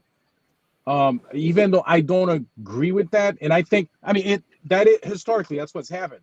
But we've done something we've done some certain moves or non-moves to fix that problem, right? One of the things we did to prevent the slow start with the Tom Thibodeau team is we kept continuity, because the same guy's been playing, so they allow continuity, so they don't start slow again, right? That was the whole thing this postseason, continuity, right? Well, they still start slow, okay, with the same guys that been on the team for like the last season and beyond. All right. So I don't know which way to go. All I'm going to say is I think, listen, these guys are ballers. They're professional basketball players. Every team right now has something that's not right. Everybody's tweaking. Everybody's trying to get right because, those teams, they only played 4 preseason games or whatever. So everybody's trying to get right. But mind you, in getting right, the other teams are going to get better also. So we're not the only one that's trying to get right. We're not the only one that's going to be moving in the right direction. So are the other teams. So we compare ourselves right now to the other teams right now. So right now we're what are we, 2-4? 2-4. Okay. So we have to play better because we can't hope we get better at the regular pace that the other teams are getting better, because we're going to keep the same record throughout the season if we do that. So we have to do something better. We have to put something else in the equation to not follow if we all follow the same path, then we're going to end up with the same record at the end of the season. You know? So I think we're going to get better because we've seen what Julius Randle could do. And then, with RJ Barrett getting better, and then, with the addition of guys like DiVincenzo and, I think overall we're probably going to be moving at a, we're going to get better than the other teams are getting better. Because I think we know what our guys can do. I mean, listen, we've been watching those guys for years, so we know what they can do. So I'm not worried, but let's not make excuses. Let's stop with the excuses, because we're like all over the place with this as a fan base and as content providers. We all saying these things like, when you step back and look at it, it's like, what are we talking about? It can't be both. It's either or. You know what I mean? So that's fair. That's fair. Yeah. All right, I appreciate that, Ajay. Thank you for that take. Shout out to the chat once again. Kevin Middleton in the building. Salute to you, my brother. Jeremy Nussbaum in the building. Salute to you, Jeremy. Pastor J in the building. You know what I mean? Dunross is in the building too. What's good, Dunross? I hope you're doing well. Good to see you. Julian Blum. I don't think I shouted you out before. Shout out, Julian. Producer extraordinaire, JB. Facts. And Jimmy Henry too. Salute to you. Knicks One Today is in the building. Okay. All right. I think that was it. I got everybody else. So, and if I didn't, I apologize. No slight. Let me get over to Uncle Freezy. But what I did want to say, just coming off of what Ajay said, there's some things that I'm not happy about with this team. There's some things that they're going to have to clean up. And once again, it's not about a moral victory. It's not about, shooting these guys any bail. All I'm going to say once again is the Knicks shot 25% from three, 39% from the field. Jalen Brunson had to chip in 45 points. Yes, we know we're not going to get that every night. But in the end, with 45 seconds left, the Knicks were down 1 point. Okay? So I just think if the Knicks can clean up some things, we can win some games here. But okay, all right. Uncle Freezy, what's your thoughts, brother? I know it's a lot to listen to here. Good Saturday afternoon. G Money's what's good? What's chicken and bacon? What's going on? Ain't that, man? I'm chilling, boss. I'm mad mellow because I had a meltdown yesterday. So I'm still in a pool of whatever it is. I'm still a pool of nebulous Knicks frustration. I'm gonna keep it a stack with you. It's like that Michael Jackson song. It's time to make a change. Make the change, because what it is authoritarian dudes like Tibbs get a certain amount of time with a group of people before the message starts landing on deaf ears. You know what I'm saying? You can only scream at somebody, yell, and pout and all that stuff for so long before people start to tune you out. And I think we hit that point late in the season last season. Right. And then now seeing Tibbs still do this same thing, I think the message is landing on deaf ears, bro. Ain't nobody Quickley still gonna shoot it from 32 feet. He don't care. Right. Randle still gonna pout if he don't have his way. He don't care. Right. Jalen Brunson for all the 45 points. Quentin Grimes, when Jalen Brunson was ice cold in the beginning of the game, Quentin Grimes was carrying us. True. Right. You see how easily we forgot about how that could have easily been Grimes with 30 or 32, 35 points. We forget that quick that Grimes was toting us early in the game, and Jalen Brunson was not passing that man the ball, freezing him out, and that man finished the game with 17 points. 17, yeah. You know what I'm saying? But we look so much at what Jalen Brunson did at the end of the game, we forget about what he right? They were freezing that man out. My thing is I think nobody is paying attention to Tibbs anymore. I think these dudes are just going out trying to get them. There were times Grimes was wide open. Grimes had like 8 points, and he was wide open down the court. And there was one play, it was egregious. I remember Brunson was probing in the paint. He saw Grimes in the deep corner, and Grimes could have got up a lightly contested three. Brunson threw up a layup at the rim and missed. You know what I'm saying? And so we crack jokes about like ham sandwiches and Klay Thompson Jr.'s and things of that sort.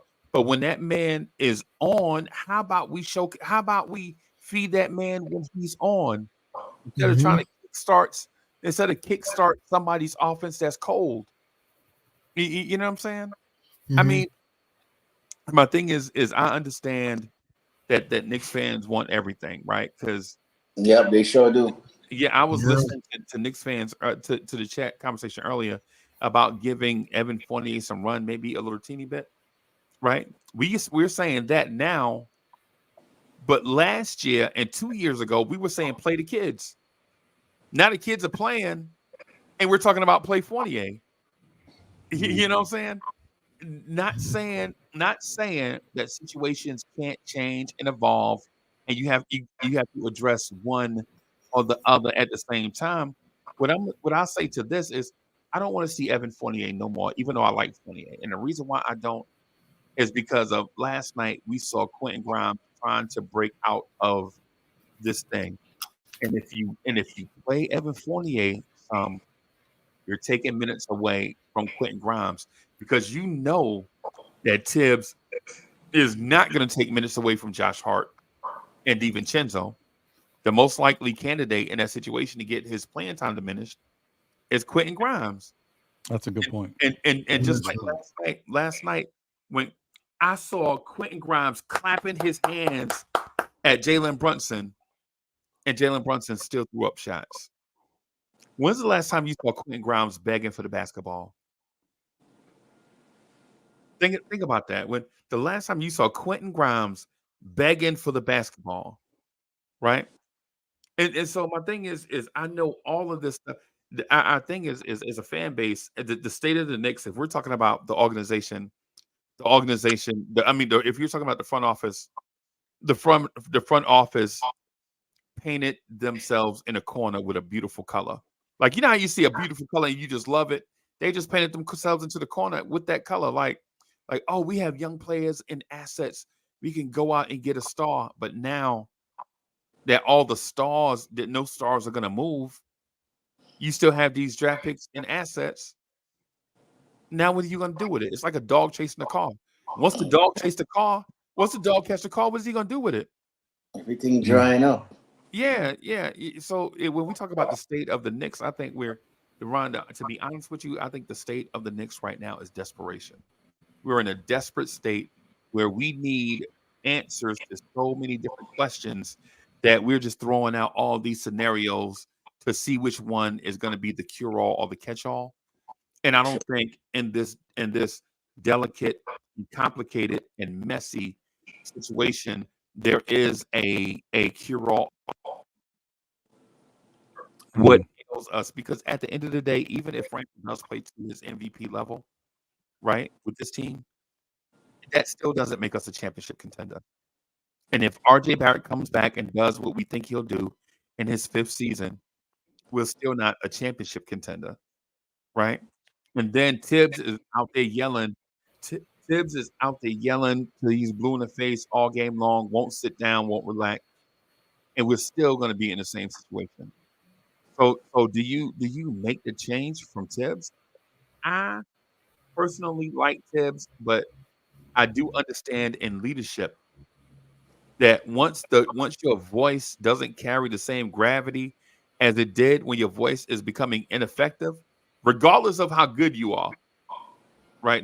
Regardless of how good you are, once your voice starts to dissipate, people not listening no more, I think it's time to make the change. You know what I'm saying? Just so that you can shake things up and let people know that, you know what I'm saying, you will do these things that are required to win. And I think it's incumbent on the front office too to let the fan base know that winning comes before loyalty.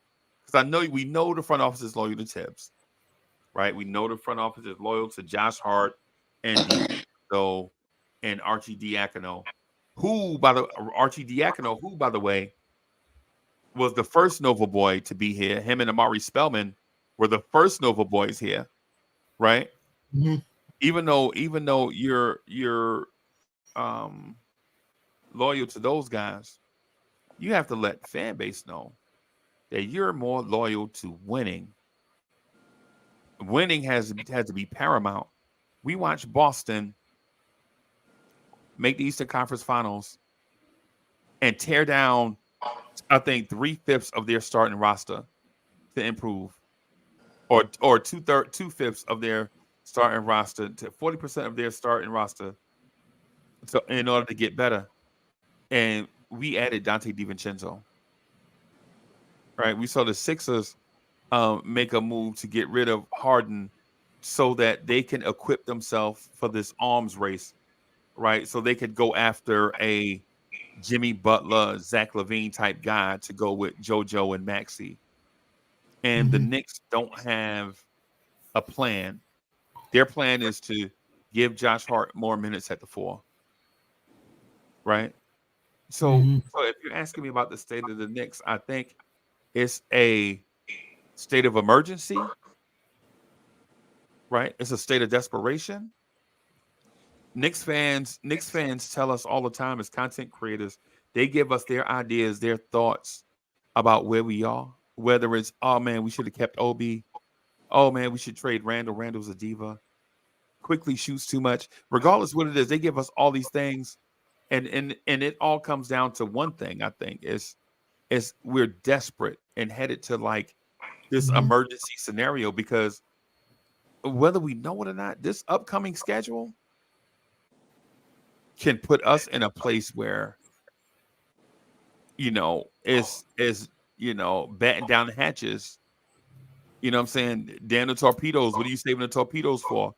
By the time you get to 3-16, by the time you get to 3-16 or 5-18 or whatever it is, the potential is, no star is going to want to come here for that. What star is going to want to come to a team that's 13 games under 500 so they can be in a worse situation here than they were in their current place, but with more scrutiny and a rabid fan base? That's true. That's Hey, a lot. I'm Preezy, sorry, but I had a meltdown. I'm sorry, bro. No. I'm sorry. You good. What I would say about the whole Tom Thibodeau firing is that if you're gonna make a change now, do it now. Like fire him like right now, and put that coach in before the season is too late. Because you don't want to wait until late in the season then to go ahead and fire him, because we see the writing on the wall from since way back when now. So might as well just go ahead and fire him now, which they not going to do. So by you trying to say we fire him now, they not going to do it. No, they're not going to do it because they're all of them are extension eligible. The front office can't fire a coach right before they get their contract. Well, that's what I'm saying. It's still too early in the season. It's just 6 games. Right, but I get the frustration because I'm frustrated too. We should never but you missed my point though. My point is not the win-loss record. That's not. Notice I didn't say the win-loss record. My point of emphasis was Tom Thibodeau's voice is not resonating with the players. Right. That was my point of emphasis. I don't care about the record. I don't care if it's still now that it's early November. That's not the point. My point of emphasis. My point of emphasis is Quickley is still shooting from 35 feet. Randle still gets into funks and plays when he wants. Right? Josh Hart is still switching assignments on defense so he can. Josh Hart switched with Julius Randle in transition so he can guard Giannis. Right? Somebody needs to remind Josh Hart that you're a 6'4" shooting guard. You're not a 6'11", 250-pound power forward. Why are you? But Freezy, but that was the cards that Tip was dealt from the front office. No, they didn't address. Randle was on in that scenario. Randle is on the floor. Hart told Randle to go somewhere else so he can guard Giannis. That's not a personnel decision. That's an on the floor in the moment player decision. But you know what, Freezy, and I don't know. I'm gonna have to. I hate this, man, because lately I haven't had a chance to watch these games again. I like to give these games a 2-time watch at least, and I didn't have a chance to watch it again. After what I was watching, some of the stuff that was going on in this game with Randle, I don't know. Maybe Josh Hart. I'm not saying I don't know. Maybe Josh Hart just said, "Listen, man, Julius, you're not getting up and down, man. Come on. At least I know I can't stop this guy, but at least I'm gonna put my body in front of him." Maybe Josh Hart just said, like, I got to do something to help because Julius is lacking. Because Julius was lacking last night in a lot of moments, especially towards the end. I don't know if you saw when I put up that video, which I hate that video already now. I saw it. Oh my God. Like, so maybe Josh Hart just being a player that he is on the court, and he don't care. You guys already know Josh Hart's a little. So maybe he was just like, yo, Julius, I got him. You know what I mean? I don't know. It was weird. Right. guys, I Not, want to not, ask not that it was the right move. Go ahead, Ajay. I want to ask something. And Freezy, you know, based on what Freezy just said, right? Let's say time to make a change, and they want to make a change. They say, you know what? Let's get rid of Tom Thibodeau, right? So then, what do you do with all these quote unquote Tibbs players that we have on the roster? Because structurally, the roster is flawed. We know that.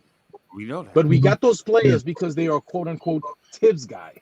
What do you do? Right. Do you bring another guy here with that flawed, with that structurally problematic roster full of Tibbs guys? I mean, only Tibbs can play these guys, and only him got to take the responsibility of those guys at this point. And of course, the front office, because the front office is doing what Tom Thibodeau wants. So you're almost stuck with him at this point, because if you're another coach and they're gonna bring you here, the first thing you're gonna say is like, well, something's wrong with this roster. It's not. It ain't right. Right. Agreed. Yeah. You want to hear something, Ajay, that hasn't been necessarily said yet? Yes, Tom Thibodeau ain't going nowhere. Tom Thibodeau is going nowhere. That's what I'm trying to get at, Ron. That's where I want it, because you got all these players, all for like 3 years, 4 years. You know, we talking about extending Jalen Brunson. Like all those guys are Tom Thibodeau players, so he ain't going nowhere because nobody. I'm not saying he's gonna. No, I was gonna say I'm not saying he's gonna get the extension at the end of the year. I'm saying right now he's not going nowhere because the Knicks are not gonna. After having so many culture issues with this team, and already they've got this Thibodeau identity, and they may have to, you know, Freezy could be right. Maybe the words are starting to fall on deaf ears because there's certain things in a Thibodeau team, even when things are going right, the free throw shooting and certain things that are happening. Last night was they shot better, but for the most part, like them not like the fundamental things, struggling at that for a coach like Tom Thibodeau. Maybe some of them words are starting to go on deaf ears. This may be true. But I just don't think this team and the way they move with Leon Rose and how it's going back to what Freezy said about the attachments of the extensions, like the front office is up for an extension. So is Thibodeau. Nobody's going anywhere until the end. They're riding this ship together. Plus, they're not going to want to change a coach mid-season. We already started. It's not mid, but, you know, we are because the coach got to come in, put his system in. That's what I said too early. It's not going to happen. It ain't going to happen. Thibodeau's here for this year. That's what I'm saying. If you're gonna need a voice change, you got to do it now, like now. But even now, but they ain't gonna do it because the season already started. Yeah, I understand, but just to argument's sake with Freezy, if you had to make a change, it has to be now, you know, and don't wait until the middle of the season. Oh, and another thing, Stafford, you know, another reason they ain't gonna do it, because since Thibodeau has been here, we've already seen that this team is a Jekyll and Hyde team. We can lose and look bad and then go off and win 7 or 8 games. Then lose and look bad and go off and win 5 games in a row. This team hasn't shown the spark yet. And I'm sure the front office is waiting, like, give Tibbs a couple more games, see when the spark hits. I honestly think the 20 to 25 mark is always that deadline. It's always that So if the Knicks don't turn it around, so what I'm trying to tell you is if the Knicks decide after, you know, we get to the 20 to 25 mark as far as games and we're not looking good and Thibodeau gets fired, they're not bringing in no new coach. They're going to rock with an interim. It's going to be, you know, Daddy Brunson, or it's going to be, you know, what's his name? Daisha Shimoto. Oh, I was thinking the other guy. He's not Johnny Bryant. Johnny Bryant, right. I know you're not a big fan, but it's going to be him or Johnny Bryant, and they're going to basically tell you, let's see if these guys could do anything with this team, but we ain't doing us. We're going to wait till the offseason. And who knows, at that point, if this ain't working, maybe Jim Dolan gets back involved. Maybe Gerson Rosas starts to tell you, I'm going to change stuff up. We don't know what could happen. That's like worst case scenario. I don't want to see what could happen there. Right. So we just better hope that Tom Thibodeau turns it around. That's all I'm saying. That's the best case scenario for this current Knicks team. Right. So, you know, as it stands right now, the Knicks are second in defensive points allowed through 6 games. The team that's first has only played 4 games. So there's a likelihood after this weekend the Knicks could potentially have the number 1 defense in the NBA, right? So Tibbs can point to that as a reason why this shouldn't even be a question, Right. But the thing about that is rarely does the number one defense in the NBA win a championship. Usually, teams that win championships have a megastar, a top 10 defense, and a top 10 offense. That's generally those are generally the ingredients for you to win a generational talent, top 10 offense and defense, right? If you have one of those, it's rare that you win, right? Like if you have a megastar and your offense and defense are trash, generally you have a SGA type situation like in OKC, where you have a great player and then you just can't execute, right? Or say if you have a but my thing with Tibbs is this. The Knicks are in a situation where Julius Randle's attitude, in my opinion, is impacting the Knicks on the court. Yeah, if it was an issue off the court, I wouldn't even care. Go dye your hair blonde. Go buy a fast car. Go get some tattoos. I don't care, right? But when the pouting, and y'all know I'm Julius Randle fan number one. I know, right? But the thing is if we can criticize Grimes, if we can criticize RJ, if we can criticize Quickley, then we should be able to criticize everybody and not be hypocritical. Yep. You know what I'm saying? And in fairness to our debates across all the Knicks YouTube content creators channels, in fairness to everybody, the main thing we want to be is clear in what we say and fair on every topic that we talk about. Right? My thing is with Randle though. Randle last night looked like the Manchurian Candidate again for the third game in a row. Right? For the third game in a row, this is what he looked like. And it's clearly because Tom Thibodeau changed up the offense where Julius Randle is not featured as much so that he can get RJ Barrett ball on the move and Quentin Grimes more touches. And it appears that Randle can't handle it. Right? And if that's the case, then it may be time to move on from Randle, from Tibbs, and any obstacle that is in the way of the Knicks moving towards a championship. Because winning games in November is one thing, but the goal should always be winning championships. Yeah, that's 100%. I'm with you on that, Freezy. And like I said, when I say what I say, it's not in disagreement with what Freezy's saying about the Knicks and possibly that there's time for a change and all. I'm just saying, I just don't think it's going to happen this year because of the way they're set up. But it doesn't mean I don't think it should happen. I do want to give it another 10 games, 20, I want to get to that mark because I just want to see if somehow Tibbs can get one more shot to turn this puppy around and see if he can get things right. May I ask you a question on that? What if in 30 games, giving you a bigger window, what if in 30 games you are still getting the same result, right? Say the Knicks are about 4 games under 500 through 30 games, but the Knicks still have the number one defense, right? Will you stick to that assessment there, or will you still look to try to make a change? No. In that case, if that's the caveat. If 30 games down the line, the Knicks still have a top 5 defense, even if number one, that's great. Right. But even if they're top 5 defense, right, then I know that a change has to be made. But it's not Thibodeau. Right.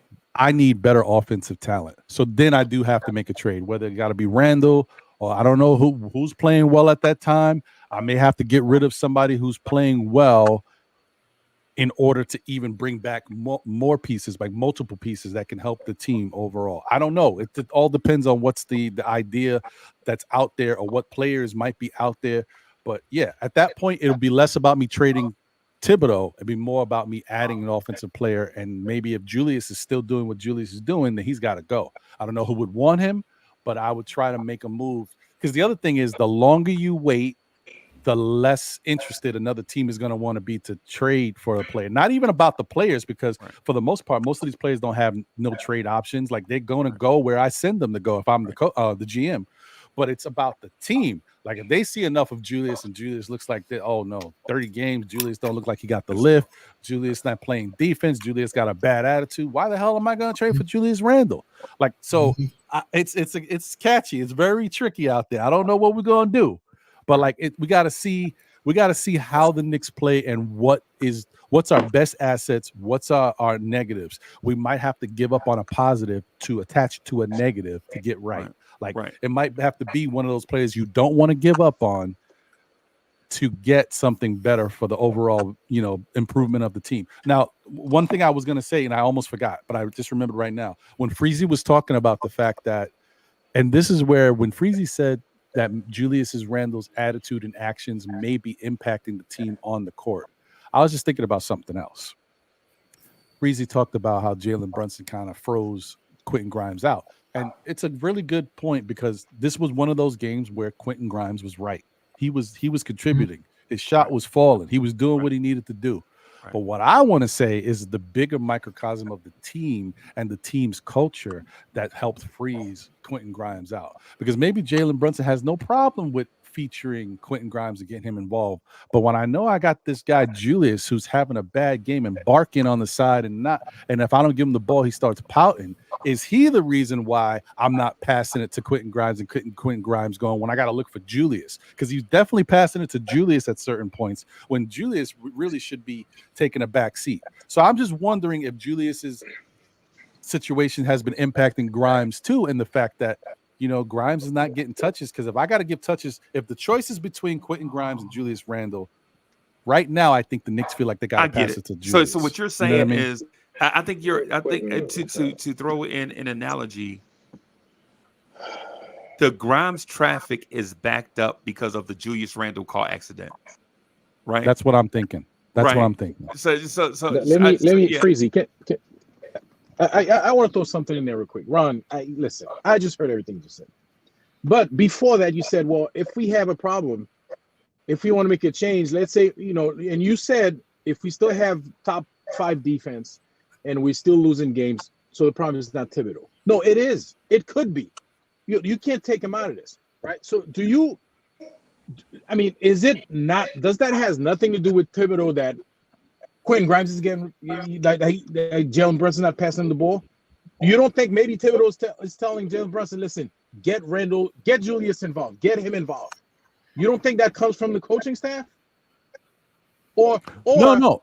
Even the other way around. If he's not passing the ball, shouldn't the coaching staff listen? Grimes is hot right now. Keep feeding him. I mean, it's gotta, something's gotta give. It can't just be he's completely out of it. And earlier you were talking about we're saying both things at the same time. That's my problem, right? You were talking about how Quickley he was gunning. You were tired of all these logo shots or whatever.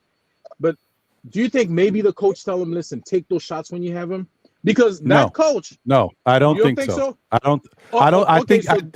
No, but I'll let you finish. I don't think he's telling. I think he's giving Quickley the green light. Take the shot. I don't think he wants him to take a logo shot. Right, exactly. So he's giving the green light because that coach could tell him, listen, stop taking those logo shots. Because that coach is able to tell Isaiah Hartenstein, don't take threes. Don't take threes. Even though you can hit them, don't take them.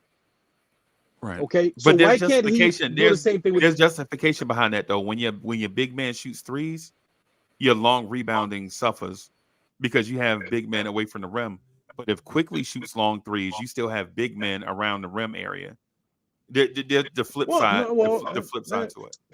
Freezy, I mean, most of the time when you shoot a long three, that's a long rebound. That's a guard rebound. That's not the guy under the basket. I understand. But when we say that though, we say that with the mindset that big men don't move their feet. Big men are athletic. Big men can move their feet also. It's not like the rebounds are flying over their head and they're watching airplanes go by. Big men go get those rebounds too. The only thing is they don't get it at such a high rate. That's why guards like Josh Hart can clean up the ones they don't get. So I understand what you're saying. And the other side too is when Hartenstein shoots threes, as a non-dependable 3-point shooter, it's not a high percentage shot anyway. When Quickley shoots those, Quickley's a guard with range. Just like you saw those red X's, you saw a lot of green there too. You know what I'm saying? Oh yeah, definitely. Yeah, but so I think what Ron was saying earlier is like there's a like, and quote me, correct me if I'm wrong, and I'm trying to quote you. You said Quickley two steps, like 2 yards closer to the line. You're gonna, he's got a higher percentage, but he keeps taking those shots way out. Listen, it can't just be it's not just the coach or the player. It's all of them together. It can't be like this person exonerated, this person nah. Like we gotta look at the thing as a whole, including the front office. Right. And I just want to say, Ajay, like I hear what you're saying. It can't like okay, this is what my thought. I don't know if I'm right or wrong, but Thibodeau strikes me as a type of coach that he will make concessions, because this is why people make a big deal about Tom Thibodeau and how some people, I don't want to play for Tom Thibodeau. He's runs you ragged in practice. He plays you 45 minutes, all this crazy stuff, whatever. But in some cases, the people who have played for Tom Thibodeau feel like he's a player's coach. People do like him. Players, especially good players, they like Tom Thibodeau, because what Tom Thibodeau does, in my own opinion, I'm only saying this because I'm like, what else could he be doing? I feel like he lets certain things go because he wants you on board with his philosophy and what he's trying to do. So he'll give you certain vices that don't make sense, that most coaches, if you earn his trust. Exactly. Like he'll say, okay, Quickley, maybe you're right. I'm saying I don't think he loves him taking those shots, but he's okay with Quickley taking those shots if that allows Quickley to be in the game and play the type of defense Quickley plays and feel like he's a part of the mix. I can live with you taking a 35-foot shot. So maybe it's the same thing with RJ. RJ shouldn't be shooting all the threes he takes, but hey, if that's what RJ needs to get going, but RJ gives me this, I'll let RJ do that. If that's what RJ has to do for them to respect his drive to the rim, then we'll let him do that. And but I don't love it. I don't think it's good. Me watching it as a fan, I think there's a better way. But Tom Thibodeau, I think that's how he gets these guys. The same thing with Julius, how we say he doesn't hold Julius accountable and lets Julius do whatever he wants. Julius did some wild stuff last night as far as being a teammate. I didn't see Tom Thibodeau screaming at Julius. I didn't see Tom Thibodeau go over to Julius and talk to him and say anything, which I hate that about Tibbs, but it is what it is. He does this stuff because that's his relationship with these players. I'm not saying it's right, but I know that that's his hook. That's how he gets them. And that's why he, in my opinion, I know what Freezy was saying, because I think there's some truth to it, but I think that's how he keeps the locker room, because he gives these guys certain things that other coaches may be like, I don't know if this is how I want you to be doing this. But Tibbs like, okay, I'll give him this because I know I'm getting the rest of this stuff that I want. I don't like it, but that's what I'm saying. And then the other thing with the whole thing with Julius, if Julius is hitting these shots or playing basketball the way we're used to seeing him, then it's not an issue. So if the Knicks are top 5 in defense 30 games from now, yet we're struggling on offense, yes, you could say Thibodeau has something to say about that, but Thibodeau is going to run the same offense he's been running for the past couple of years, the same offense that was working. It's just his offensive talent is not clicking. Something's wrong. So sometimes you need to make a change. Julius has a lot of stuff going on. He's switched agents. He's not happy with the way he's playing himself. He's frustrated. He doesn't have the lift. His ankle may be still healing. All that stuff. We don't know, but something's affecting him. If Julius was right, we wouldn't even be talking about this. The Tom Thibodeau conversation of him, not doing the right things with the offensive unit, it wouldn't be an issue. Because if you got Brunson and Julius, let me tell you something, that's going to take you a long way. And anybody else is just going to fall in line. And if we had RJ, the Knicks would be maybe flip that around. Instead of 2-4, we might be 4-2. Right. Right. Ryan, can I add it? Can I throw a stat? Yeah. Okay, so in the past, and thank you to IKBM Dre. IKBM Dre is probably the sharpest mind in Knicks universe, right? He sent me a stat that says over the past 4 seasons, Julius Randle averaged percentage at the rim is 65%, right? Right, for the past 4 seasons, right? This season, his percentage at the rim is 7%. Dang. So historically, he's 65% at the rim. This year, he's 7%. And one could only reason or deduce The reason why Randle is only 7% at the rim is because he's not explosive like in previous years. And then if one deduces that he's not explosive like he's been in previous years, one can only ask the question, is Randle healthy? These are stats, right? These are facts. These are things that actually occurred. 65% around the rim as a Knick, right? This year, 7%. Wow. Right? That's crazy. Yeah. So there's some, we have to think about what it is with Randle. Why is Randle not hightailing it back on defense? Right? Why is he not finishing at the rim at his Knicks career average? Because the average goes down. At one point, it was 60. One year, it was 68%. One year, it was 62%. So he's in that range, right? This year, he's at a paltry 7%. Why is that? I don't know. Because I know he went up. I mean, they sending a lot of double teams on him too whenever he try to get in the paint. So that could be one reason also too. The other reason could be his shot selection. In the paint, getting, because you see he got a shot blocked a couple times last night. There's a lot of things. He just can't get to the paint. No, I mean, he's getting to the rim, yes, but it's a lot of teams now planning for Randle now and know how he plays. So they're gonna try and double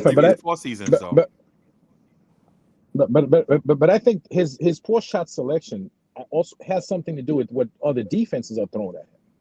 He doesn't just sit there and just pick the wrong shot. It's just that it's what he sees coming that makes him react to what the defense is doing. And, the league is just adjusting. So Julius Randle is going to have to adjust to the league. Ron, I think he's going to have to adjust to defenses. I think he has nothing to do with. I think he hurt. I think he is too, Freezy. Because when I was watching last night's game, he made a move inside the paint, right? And he did like a little spin move, and then when he stepped, he didn't show any grimace or anything like that. Right. Just when he stepped, after he made that step, he didn't get any lift. Zero lift. What the hell is going on here? Right. And I just feel like something's going on that he's not right the way. And I'll go back to you, Ajay. I feel like he's not right, and then. The problem with Julius is, has nothing to do. I'm not trying to question the man's basketball IQ. All I'm saying is when things aren't going right for him, he doesn't make the best choices. Okay. Right. And he looks like he doesn't know exactly what to do out there. He don't even know what to do in his offensive bag. He tries one move, the move don't work. So he don't try it again. So he tries to do something else. And it's a worse move than the last move. And then and then he goes to the patented. That's when he does the patented move, the defense knows I got him. When he goes into the paint and falls away, it's over because he got no lift. And what are you doing with that? So I'm just saying he's kind of in a space where he's stuck right now, guys. He's stuck. So Ajay, go ahead. What were you gonna say? Well, no. I was say, well, I mean, you're not insulting him. Like we've been saying now, we know that he doesn't have a great basketball IQ.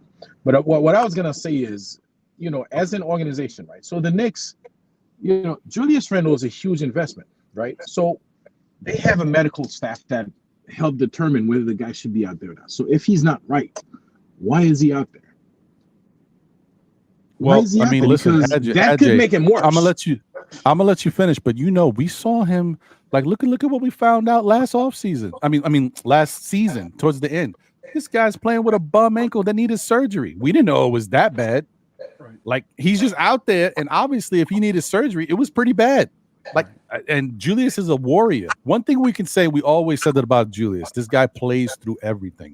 So who knows the different injuries he's had throughout the years that he's played through and just recovered. This one is just one of those that he was just not recovering from. And right now, I think the other thing that happens in life. Remember, Julius Randle is what 29 now. He'll be 29 this month, right? Yeah, he's going to be 29. So over the years, you lose lift, you lose some athleticism. Right. He's been in the league like 8-9 years. Like I think it's the 10th year. 10th year. Season, wow. Yeah. 10 years. That's a lot of basketball. Yeah. And don't forget he was on the shelf for a year. like you do start to lose some of your athleticism naturally. And then imagine if you don't feel like you can get that push that you were generating before. Sometimes it just don't feel springy. Like you can try whatever you want. You just it don't That's what I give the think way he it is used to right there, give. Ryan. That's why I think. That's why I think he's healthy, but the strength in that ankle may not be there. You know how it takes you kind of months and months and months to get go back up. Well, food for thought, gentlemen. So he's not full. So he's basically, even if he's healthy, Freezy, he doesn't have the strength back in his leg, right? So, but we can't sit him. You know why? No, because we don't have a backup power forward. I know. You can't. Well, you for one, you can't sit him because he's a high level facilitator at his position, right? Julius Randle is a top 5 facilitator at the power forward position, and you can't sit him because he's a double-digit rebounder, right? So you can't sit him because think about it. If all he does, even if he doesn't take any shots, his best skill is rebounding, right? And then his secondary skill is facilitating. Like the dude is smart enough to figure out defenses and kick it to guys to knock down shots. Right, we know he can do that. Right, he's one of those power. He's not a power forward like the old school guys that may have 1 assist a game. Randle is always going to be somewhere between 4 and 7 assists a game. Right, because that means he's setting up other people. If you take that away, and just go Josh Hart at the 4 and RJ the starter at the 4 while Julius Randle gets healthy. Right, you're taking away a double-digit rebounder and a guy that facilitates at the same time.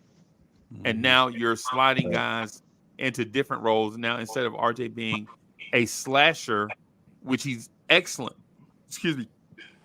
at doing, now RJ has to be a banger / rim protector, right? And then Josh Hart, in turn, that would get all those minutes at the 3. If RJ moves to the 4, now you're talking about Josh Hart at the 3, right? Not being the 4 on the second unit, and then being the second unit 4. And now the team is so small, right? And then RJ and Josh Hart are not what you want to say consistent offense. RJ is this year. But historically, R.J. Barrett has not been a consistent offensive threat. Right. All right. Right. Oh, man. The other thing that I think is interesting, and the Knicks won't do it. I don't know why they won't consider it. It might come down to something as simple as this, but the Knicks will not do it. Because I don't even know if Tom Thibodeau will be willing to do it. Let me just ponder it for 1 second while I read this Paris Duggar super chat. Thank you, Paris Duggar, for the generous super chat, my brother. He said, each season's results say we have a good front office. People don't lose jobs because a few upset fans get impatient. First 15 games each year, end results matter. In fairness, you are right, and I was one of those because last year, after the first few games, I was on the fire Tibbs train. That was the first time I really jumped on the train. I was like, choo choo. I had my conductor's hat. I was ready. The overalls. Yeah, I was ready. The thermos, yeah. I was on it. But they did turn it around. And in the end, when we start to look like, what is this team doing? What have they done? In the end, the front office looked okay. They're like, okay, they made the right moves. Bringing in Josh Hart gave the Knicks nice life. Now, we may be in that situation again. The Knicks may start to get off to a bad start like they've been doing. They may turn it around, get a little hot, can run with a little bit, stay teeter-tottering right around where they need to be, 500 or so, and then get to the trade deadline, and we might make a small, impactful trade if we don't make a big trade. And that small, impactful trade could be the 3-and-D small forward we've been asking for. You never know. And that could change the whole dynamic of the team. We also might say we pull off another small trade for a backup power forward. Who knows? Because I know that it would be better if we can get that star-type player in here. But I really think that if the Knicks were able to go get a 3-and-D guy, that small forward that could be 6'7", 6'8", 6'9", or and get us a legitimate backup power forward that just knows how to go in the game, sub Julius, rebound the ball, maybe score in the paint, just standard stuff, and play some decent defense, I think this team is fine. Why don't you just sign Kai Jones? Kai Jones can do all that stuff you just said, and that's one person you can get him off the scrap heap. I just don't think Kai Jones. I don't know what's up with that young man. I don't know what's happening with him mentally. Maybe there's something going on. Maybe substance wise. I don't know. I don't want to say it's mental. I don't want to say it's substance, but it's one or the other because he's doing some stuff. How about can I add this? How about it's the environment? It could be. It could be. Charlotte is a wild place right now. Charlotte, it could just be. You ever had a job when you go in there, you like, yo, this place is toxic. I got to get out of here. That might be, in my opinion, in my opinion, that's what Charlotte is. It's a toxic place, and it's not a new toxic place either. It's you remember Bobby Phills? Oh yeah, of course. You remember that era of Charlotte Hornets basketball? My guy Kendall Gill, my favorite player, player. He should have been a Knick, but anyway. But my thing is even then, the owners had strippers in the owners box. Remember that? Yep. Yeah, man. I think it's just Charlotte. It's a under the radar ratchet. You know what I'm saying? It's true. It's under the radar bonnet and pajama pants, bro. That's what Charlotte is, bro. It could be.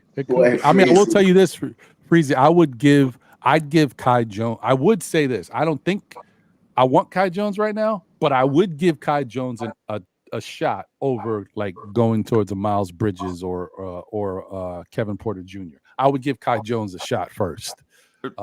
Right. Even bro, Charlotte is so ratchet. Yo, Charlotte is so yoga pants. Charlotte is like yoga pants, bro. The lady, you know, she got on medium yoga pants, and you know she a 3X. You know what I'm saying? That's Charlotte right now, right? Charlotte is so yoga pants that they like, yo, I know Miles Bridges just got a such and such and such thing, but you know what we'll do? You know what's better than that? We'll draft a dude that was in the car of somebody that unalived somebody. They drafted Brandon Miller, a dude that unalived somebody. You know what I'm saying? Mm-hmm. Charlotte is so when you think about the Kai Jones thing. Well, technically, he didn't do it. He just provided the tool. Oh, continue. Right. Allegedly. Right. Allegedly, of course. And we don't want to get, because you know YouTube be tripping, bro. Mm-hmm. You say one thing wrong and YouTube trying to you know, trying to run the brothers off the platform. You know what I'm saying? I ain't gonna, you know, get into, you know, YouTube being AI racist. But my thing is Charlotte selects a certain type of, because if Miles Bridges is their guy, and then you see them historically, this thing with Kai Jones, James Bouknight falling asleep in his car, revving up the motor. Remember, James Bouknight got the DUI. He fell asleep with his foot on the gas pedal. That's how the police knew he was over there. Mm-hmm. People racing. No, this dude is drunk, fell asleep with his foot on the gas pedal. You know what I'm saying? So maybe it's the environment and not just Kai Jones. You have, in my opinion, at least do your due diligence, right? In that scenario, right? Because even the kid that got cut by San Antonio, the guy Josh Primo. Yeah, even he's back in the league with the Clippers. You know what I'm saying? And so if you can find, if you're the Knicks and you can find talent in unconventional means, just try to do so. I understand that the Knicks want choir boys. I understand that. Yeah, they ain't going after no guys with no bad character. With no rep, but then they go after choir boys, and then you see Josh Hart doing the vulgar signs with his mouth at a game, right? So what are we really doing? Are we saying this is what we're doing? Or is this actually what we are doing? Because being quiet doesn't mean you're a saint. Being quiet just means your activities are not being seen. Right. That's all that means. You can give Kai Jones a shot. You don't have to give him a 4-year deal. Kai Jones, here's a contract for the remainder of the season. We're gonna send you down to the G League for a few games to get you up to speed. And then if you're up to speed, we'll bring you up to the big club, right? We'll have an expectation set for you. If you go off the rails, you're out of here, and we'll bring Ryan Arcidiacono back. Or we'll bring Charlie Brown back. Whoever the guy we cut, we'll bring them back. Because they've all been Daquan Jeffries, Charlie Brown, Ryan Arcidiacono, all are in our system. They are all Knicks. You can cut them and they'll go get a job for a month, and then the Knicks will call them and bring them back. Right? So, it is what it is. But yeah. Go ahead, G Money. I have one player that I want to add. I want to see if you guys should consider Kevin Porter. Would you guys consider Kevin Porter? He used to play small forward. You want to consider Kevin Porter? No. Under no circumstance. Kevin Porter. See, this is what I'm saying. This is why I get I'm not holier than thou. I'm no saint. I mean, I'm not perfect, but I think I try to uphold the law. But right. Me too. But no, I my whole thing is I understand when a team is devoid of certain talent, and both of these gentlemen are very talented. Very talented. But I'm not messing with Miles Bridges, and I'm not messing with Kevin Porter Jr. because this is not their first times having stuff surrounding them. This is their first time at being blown up and spotlighted and then getting in trouble with the law. But it's not the first time they've been kind of accused of something. It's it's your makeup. It's how you carry yourself. And sometimes you get away with New York City. Right. Anger problem. That's going to be the headline all the time. We don't want that. You know what I'm saying? True. I get it. Oh, boy. Right. Well, that's but I to Freezy's point, I get what he's saying. We are on this whole choir boy thing. I get it. I think maybe we took that a little too far. But there's also don't go the other way anyway. We're not a football team calling Ray Rice right now. You don't go that way. No. But you could go get somebody who's a little edgy, like a Marcus Smart, like a Patrick Beverly, those guys that are edgy without doing crazy stuff and breaking the law and stuff. There's guys. Right. I agree with you, Ron, too. And the thing is, just really quick. I'm sorry, Staffa, but the thing is, real quick, if a Julius Randle not getting back on defense causes a distraction, imagine somebody coming here and going to jail. Yeah. We mad because Julius Randle's not smiling. He ain't smiling. He ain't enjoying us. And imagine a dude come here and you know what I'm saying? So I get it. Man, sorry, I got to do this. Crazy. We still worried about the little thumbs down for crying out loud. Right. Yeah. The little thumbs down. We're still talking about it. Yeah, it never goes away. What were you gonna say, G Money? Before I'm gonna say something because I see I got to talk about it. You guys made some good points. And Kevin Porter would not really listen to tips. He would just ignore him, and he gets into attitude problems. Good point. Yeah. Yeah, I mean, don't get me wrong. Kevin Porter is supremely talented. If he was on the Knicks right now, he'd probably be like our third talented player. But talent was never his issue. No, he always had the talent. It's just his mental he does. It could be an anger thing with him. He gets really hyped up about certain things, and it's not usually out on the court. And unless I'm wrong, on the court he's actually been pretty good. He used to have some issues on the court in the past, but he kind of calmed down with that. This off the court stuff is another level though. Yeah, that's different. True. This I got to put to bed right now. I'm sorry, JJ. You are not the reason. Okay, I am not making you the butt of this little rant by me. You just brought up something that I've seen rolling around on Twitter and other places. JJ said could have had Jalen Duren.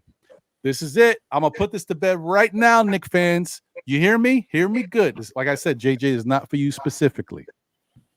Would you rather have Jalen Duren or Jalen Brunson? Good point. Don't worry, I'll wait. Tell me which one you'd rather have. Because the reason 11. why we did what we did and gave up Jalen Duren was all in order to get what we could get together to bring in Jalen Brunson. Without that, we wouldn't have had the ability to bring in Jalen Brunson. That's why Brock Geiler and all that stuff had to come up with these creative ways to move off of picks, trade a draft pick to get this, to bring these picks back and all that. But it also freed up money and allowed us to be able to use the money to sign Jalen Brunson. If we don't do that, we didn't have enough to get Jalen Brunson. That's what I'm trying to tell people. People forget that. Yeah, people forget that part. I'm just saying, if we don't do that, Jalen Brunson ain't here. So what would you rather have, Jalen Duran or Jalen Brunson? You freed up $20 million in that deal. Because think about, in theory, Jalen Brunson. Yep. Yeah, in theory, you shipped off Nerlens Noel, who we gave him the money, and then he milked a knee injury. He played 26 games with us, and he milked a knee injury. So you knew he was gone. When he was on the bench smiling after he got that 3-year deal, you knew he was never going to play in the NBA again after that. You got rid of Alec Burks, you got rid of Kemba, and then we turned down Taj Gibson's team option, right? Which made $33 million for us to have in order to sign Brunson. Did we need all of that? No. But we used that money to get Brunson and Hartenstein. Right? So there's that. Now we could have, kept Jalen Duran, right? And went to another team and tried to do whatever to try to maneuver money for Jalen Brunson, but it wasn't a guaranteed thing. So the Knicks, in traditional Leon Rose fashion, played it safe by using the bird in the hand is worth more than two in the bush approach. Just do this one and get this one over with, right? At least we know that we'll have room for Brunson. Because in theory, the Knicks could have did a sign and trade. They could have kept Durant and did a sign and trade with Dallas, right? Dallas probably wouldn't have wanted to do it. But in theory, Jalen Brunson was never coming back to Dallas anyway. So why not get something for him? So, but we don't even know if that would have worked, Freezy, because apparently after everything was all said and done, the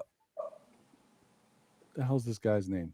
Mark Cuban was frustrated and upset because he was mad that Jalen never gave him an opportunity to go back and renegotiate to keep him with Dallas. So we swooped in and did it fast. Now, if we would have got into the sign and trade thing, I don't know if Dallas would even dealt with us. I don't know. You can't say it for certain that they would have even wanted to do it. Yeah, and yes, if you want to say, could we have kept Duran and done things differently? Yes. I'm just talking about what we did and how it worked out.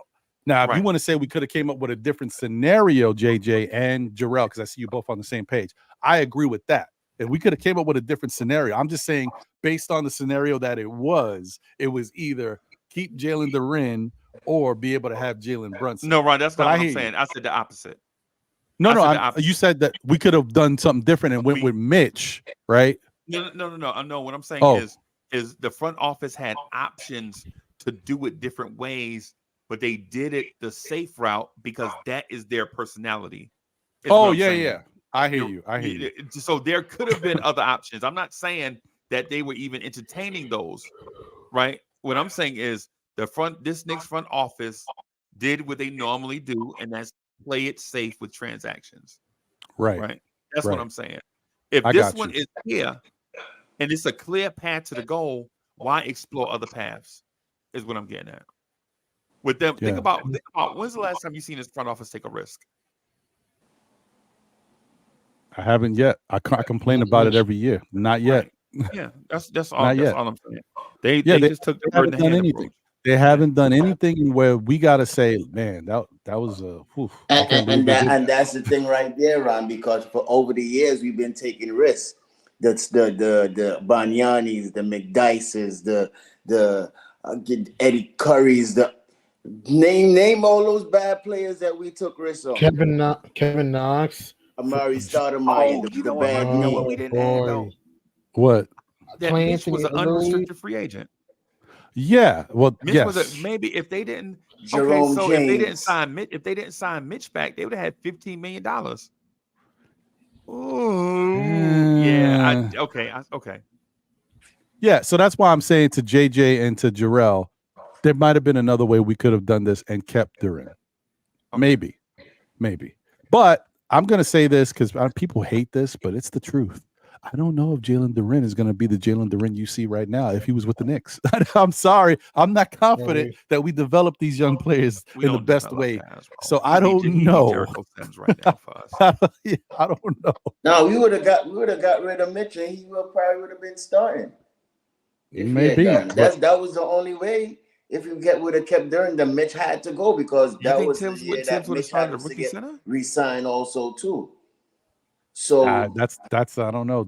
That's the good point. I see what you're saying, Stafford, but Freezy's making the Tibbs clubhouse, the way he makes you sit for a year as you're a rookie. I mean, like Obi Toppin's brother. When are we going to see Obi Toppin's brother, Jacob Toppin? Ever? No, I don't think we're going to. Maybe after 30, 40 games, he'll do what he does normally, like he did with Deuce and with Obi. At the end of the first half, you get 2 seconds. Welcome to the NBA, young fella.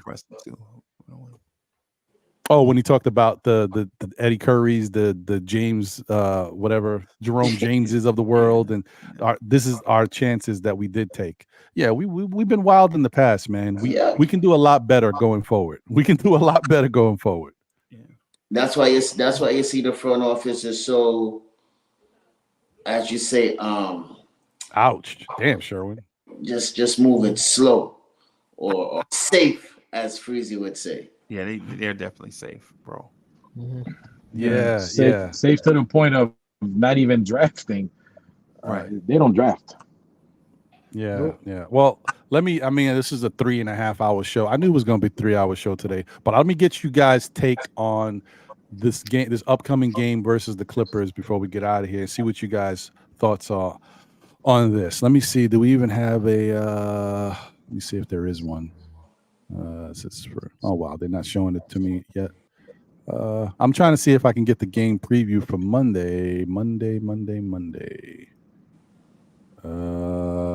There it goes, Monday. Oh, here it goes. Let's see, where are we? Clippers and Knicks preview.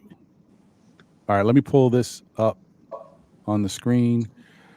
The usual game charts that may or may not mean anything, but just so we could talk about it real quick for visuals, something. Let's go share screen. Boom. All right, cool. So here we go. Knicks versus the Clippers on Monday. All right. Now this is just based on, you guys know how this works. This is just based on what's happened so far in the season. Right. How these two teams kind of match up. Look at the Knicks, 103 points, man. I remember the beginning of the season last year. Knicks was scoring some points, bro. Now we struggling. Clippers averaging 121 points so far in this short season. Rebounds, we know we do that well. 49.8, Clippers 43.8. Assists, 25 per game for the Clips, 21, for us. 11 steals per game for the Clips, 8, a little under 9 for us. 4.6 blocks, 2.6 for us. 15 turnovers per game to 14. That's kind of a wash. Look at the field goal percentage. Now this is nasty work, folks. 50% from the field for the Clippers, 40% for us. 42% from 3, 33. Let's say 34% for us. 70% from the free throw line. I'm kind of surprised. That's bad.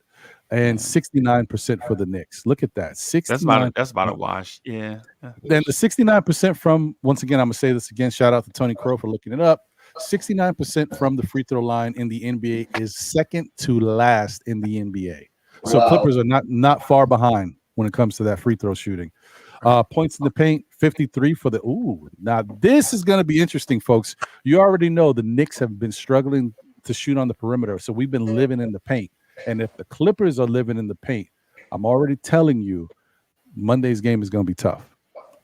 53 to 39% in the paint. Second chance points, 14 for them, 17% for us, and then fast breaks points, 12. What is that? 12.8 to 13.8. That's a wash.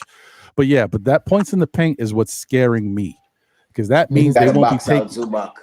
Yeah, they won't be taking as many bad shots probably.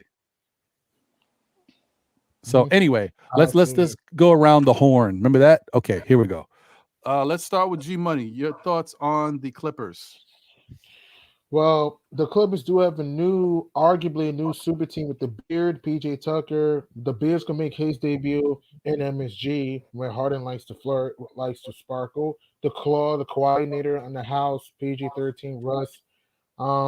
It's gonna be a tough game. If the Knicks can just be physical, run them off the 3-point line, and hold them to a half-court game, then New York has a really good chance. Though you don't want to be in a 3-point shootout with this team because Russ can hit the corner three, PG can splash a three, the Claw can hit the three, the Beard likes to dance and prance to hit the feathery snapback long range bomber, and also Terrence Mann if he plays, and Norm Powell and Bones Highland. So we just gotta watch out for that. It's gonna be a tough game though. If I have to be honest, it's gonna be tough for us to win. I don't think we win this game though. The Clippers are deeper, they're more athletic. It will be close. If I had to be realistic, I don't think we pull this game off. I highly doubt it though, especially if RJ doesn't play though. Okay. All right, Stafford, what's your thoughts? I'm going with the win. Let me just say that first. I think we're gonna win. We haven't won a home game yet, so I think this is a big game coming up. As you could see, points in the paint, that's going to be important. So we need Mitch and Hartenstein and Randle to box out these guys and make sure they don't get second chance points, because that's going to be big also too. Randle got to bounce back. Mm-hmm. He got to have a good game in order for us to win this game, right? We know what Jalen Brunson is going to give us. Okay.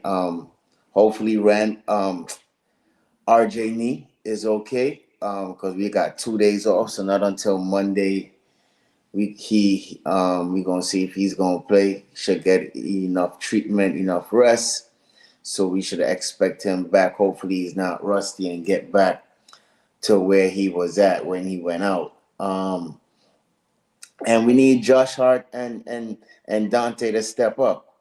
Those guys played real horrible last night.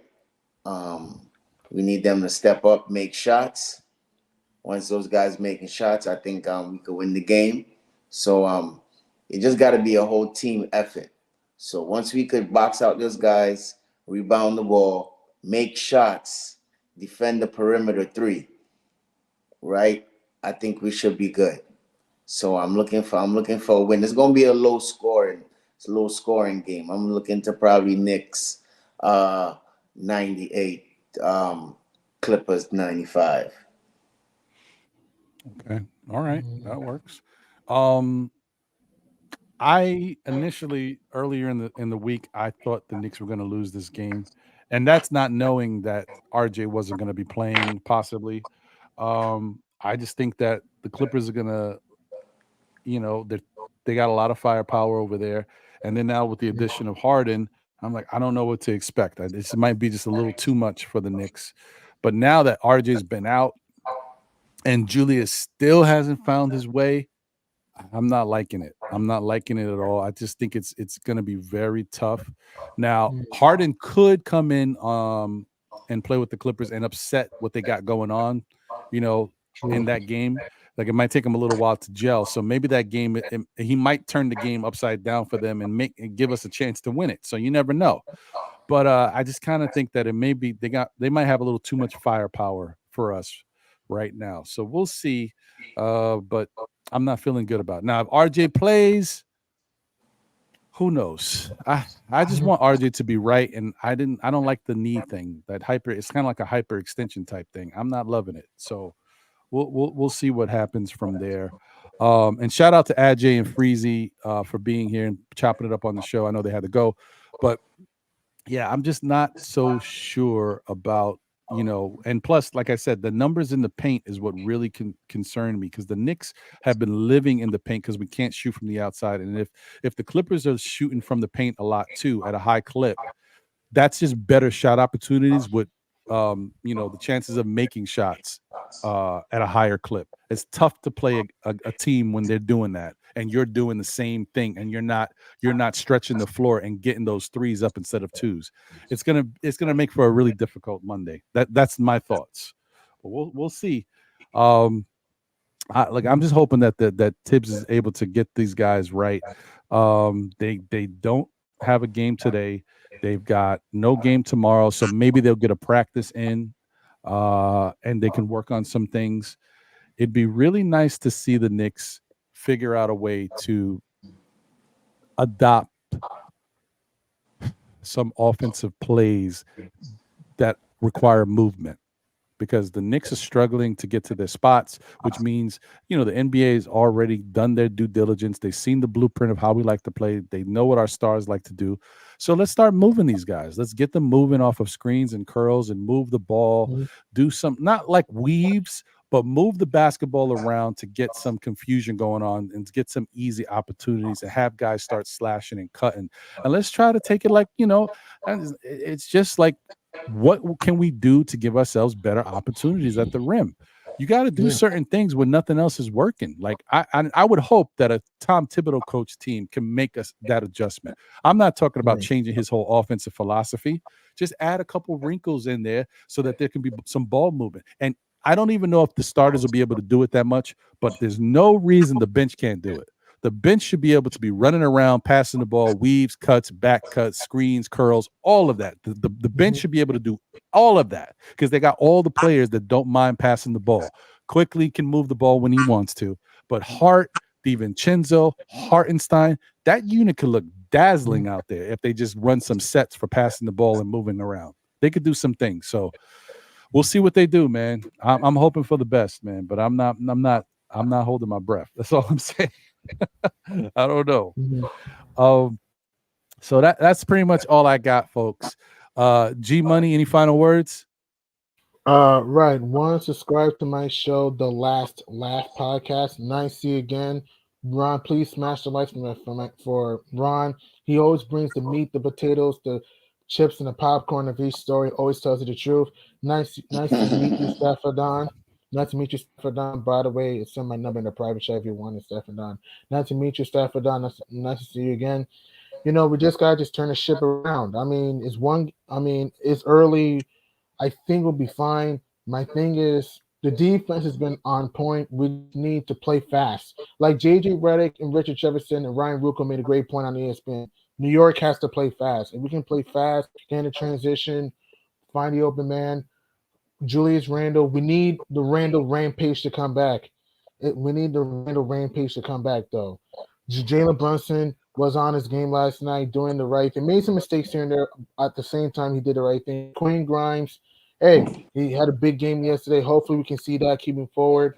Hope we get RJ Barrett back alive and well. Hope he can come back from his injury. And with that, hope Mitchell Robinson, Dante, IQ, iHeart join the party, and we should be good. So that's the thing right there.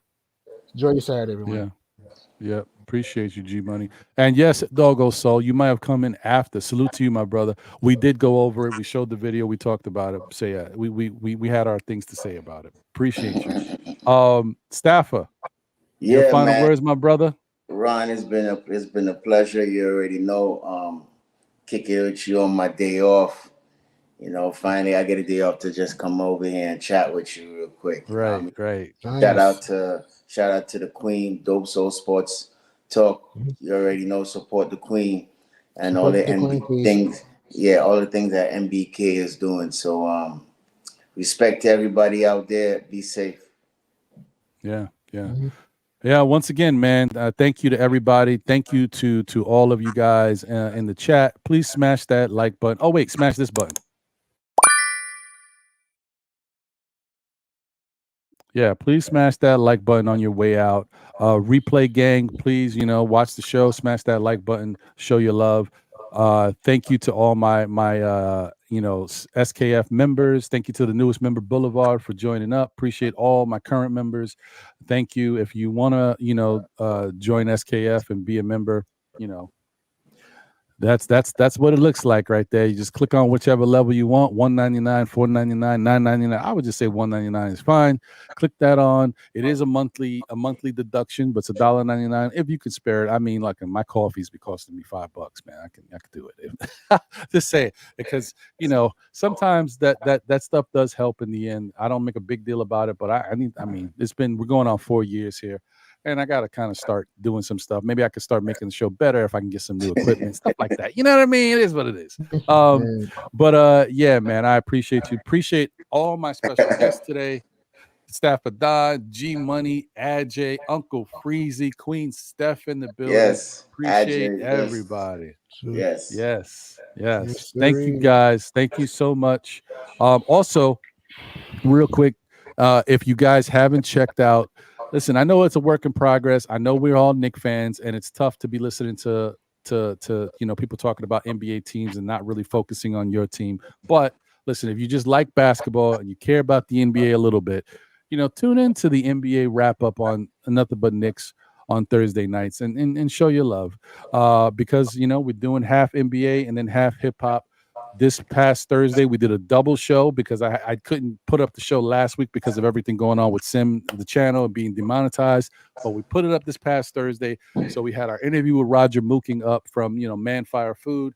Hip hop is his thing that people don't know about. Definitely check that out. And we also had a really good show live later in the night with artist named Cassette, who is from Vancouver, and she spit some fire lyrics on her own. So it was really dope to have her on the show as well. So check that out.